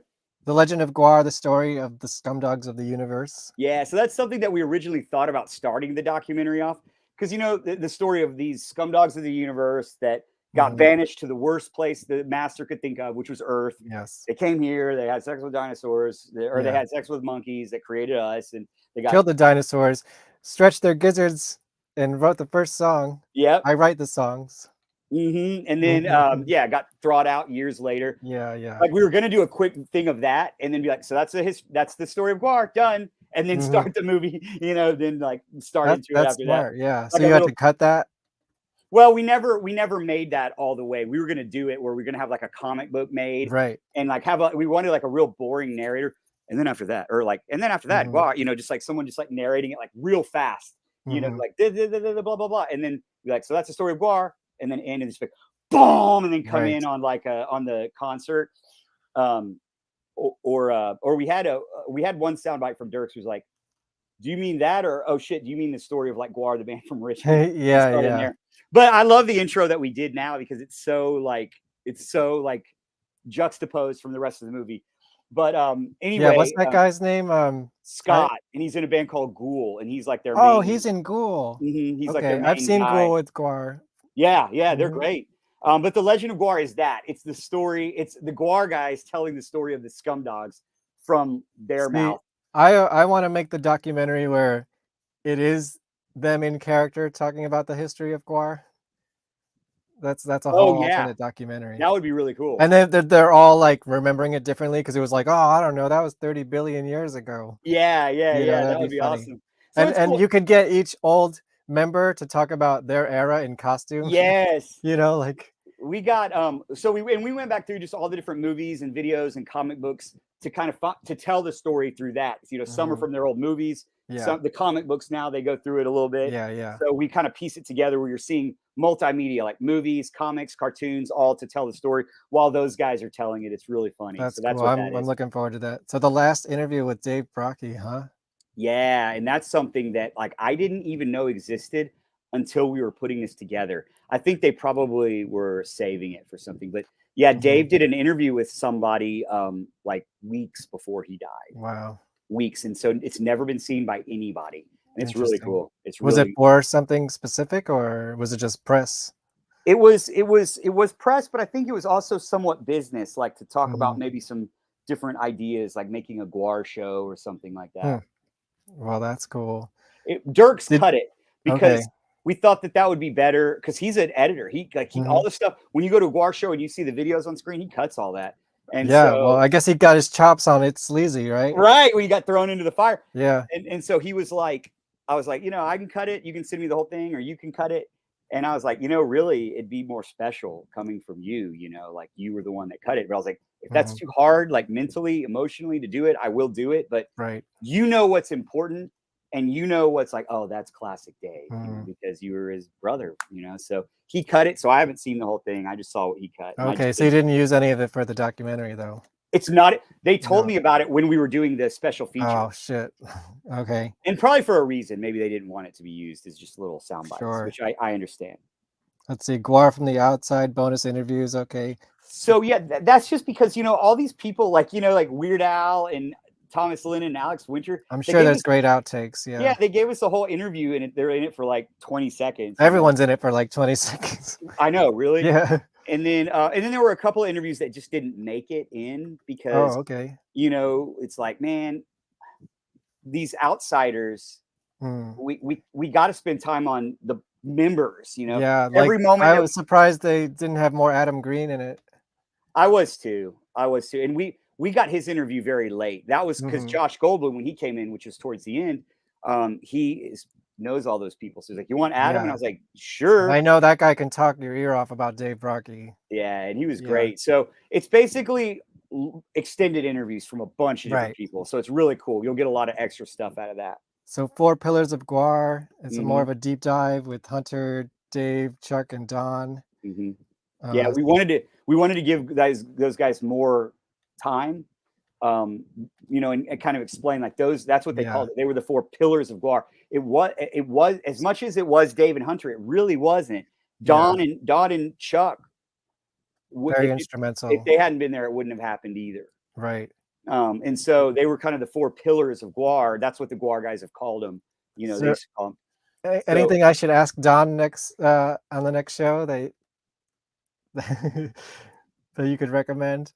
I would talk to him about all the like film stuff that he did, you know, because everybody knows him as sleazy. Yeah. You know, because that was what I found interesting. These characters that you know from playing characters, what they did behind, because with Dirks, you'd be like, he plays guitar because you see him playing guitar. But like all the stuff that like, you know, that finding out that Don was the guy that started Latex and started Spew. Like, Latex and Spew, that's it, you know. He built Gorgor. And then, you know, all the stuff that Chuck did, you know, a lot of the stuff he pioneered, like the thing that popped up like this. I would love to talk to Chuck. I'm trying to get in touch with him. If anyone can help me, I'll try harder. Because maybe AJ could, because I know he interviewed him on the show.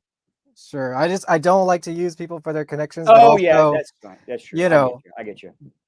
Why I don't think he would be opposed to it. Like, I know has some health issues, and I want him to say as much as he can. That's unfortunate. That really sucks. Like, I didn't know about that until I watched The House of Masks, and I was like, damn it. Because when we had interviewed him, he didn't talk about it a lot, but it seemed like it was good. You know, and you look at Chuck, he looks great. He's like, he does. He really does. And I just saw him in person, like, and he's on stage.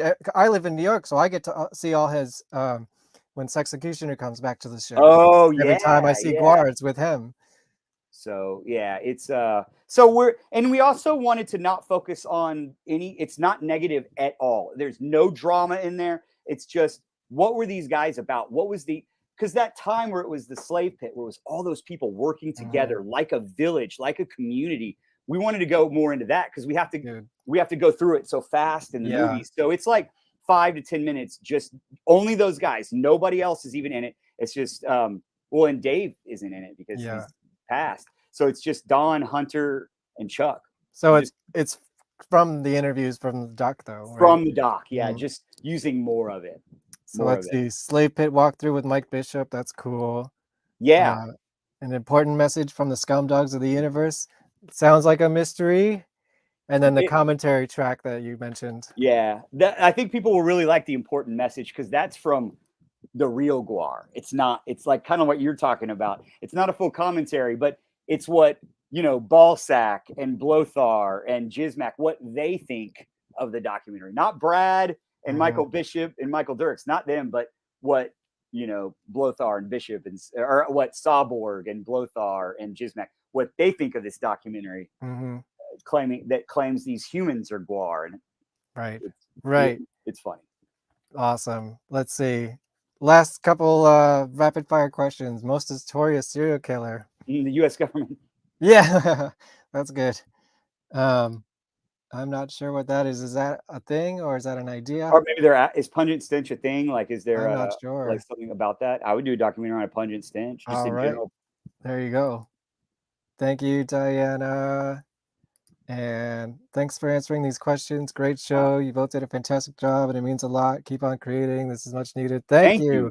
And please stay tuned for all my other, you know, there's I hope this is an ongoing thing. You know, this was kind of like my answer to watching your documentary. It was like, well, if I can't make the documentary, I'll just do a YouTube show, man. I don't even have to edit it. Yeah. Well, and not to get into it too much, but there's a band. YouTube, cool. There's a YouTube channel called Knickknacks that's a deep dive into all the Nickelodeon shows. And when people like talk about mine, like, oh man, you didn't go deep enough, or something. Yeah, like, you can never do that. Or they'll say, oh, Knickknacks is better because it's deeper. I'm like, yeah, it's two totally different things. Yeah. Enjoy both, you know? So Right. I think it's great that there's stuff like, you know, where you can go into a deeper dive where it's like, you can respect two things for what they are. So I think this is really cool. I mean, this interview alone is already an hour longer than your documentary. Than the whole documentary, So yeah. if you're watching this, well, if you're already at the end, it's too bad. I would say watch this from the beginning, but at 2 times the speed, so you can get it all in an hour and a half. In an hour, yeah. Yeah. Totally. But yeah, I mean, Thank you, I Cliff. can't wait to see more You'll be a stuff. guest one day. I've already have so many people. I'm booked up until next year, basically. Wow. I can't wait to hear what people said. Like, Me I learned too. even stuff from the House of Mask interviews, even though I got to sit with Chuck, I learned new stuff from that, and people were learning new stuff. So I think it's great. I think that it's awesome. So thank you for doing this. And this is a safe space for all GWAR members. You know, I'm also a neutral third party, and I'll talk to anyone. Right. You know, don't get mad at me if I have someone on the show that you don't like or something. You know, it's not my fault. Everyone's got an equal say in the history. Right. They do. So, yeah. How about this? Let me end it. Well, let me say thank you so much for doing this. Yeah, like I said, this was going to be an easy flow. I know you had a lot to say since the documentary came out. And I'm glad to be the vessel for you to do it. Yeah, thank you so much. How about I end it with your trailer for the Orange Years, and then I'll play some ads for myself, and then you know, come back tomorrow if you liked this. I'll be talking to Jane Jensen from Romeo and Juliet, and mostly about her punk rock music, though. So, any last words? No, just thanks to everybody who watched it. Thanks to everybody who participated in this. Yes, thank you so much. Kevin, this was very successful, I think. Awesome. Yeah, that's it. All right. Let's see if I hit the right one. To be discussed. Nope, that's mine. Here you go. All right, see ya. Nickelodeon, if you want to know about it, it's a kid-owned environment. It didn't feel like the version of what an adult was telling a kid to watch. It felt like really what kids were into. Nickelodeon was actually born in Columbus, Ohio. It's called Cube, and they had these buttons at home and you could interact. Jerry Laybourne came in. She was the one to sort of ask that question, what would it mean to be a network for kids? Kids can smell from 1,000 miles away when they're being sold a bunch of crap. If it was a tiny bit naughty, kids would really appreciate that and feel that it was real and it was really for them. You can't do that on TV. No one really knew if it was going to end up being successful. So she gets on the train to go back to New York going, okay, I'll probably be fired in a week. And then it became what it became. We were the anti-Disney. We were the anti-Saturday Morning. We wanted less acting and we wanted more normal kids. How come everybody draws babies as these beautiful ones? When they first come out, heads are kind of weird looking, kind of funny looking, and that's why the Rugrats were drawn like they were. The inmates were very much running the asylum back then. It was way easier to slip stuff in. They trusted us. I mean, the stuff we got away with was insane.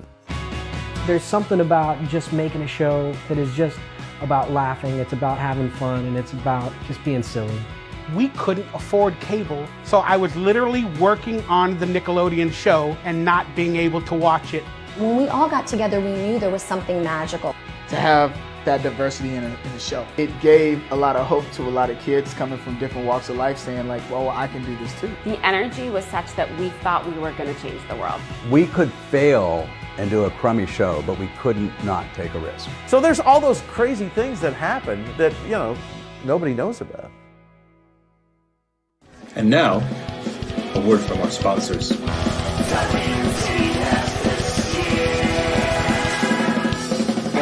to my pity party. Everyone's invited. Celebrate your misery. Apart but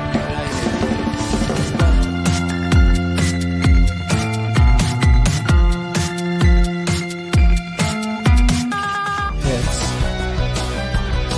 I'm right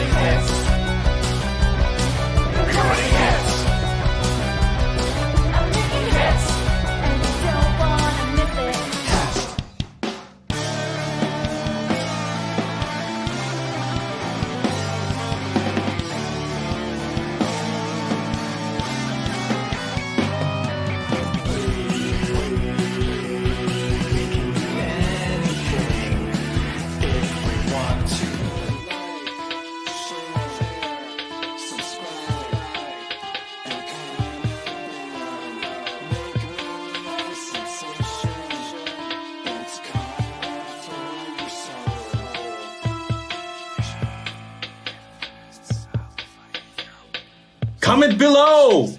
Comment below! Comment below!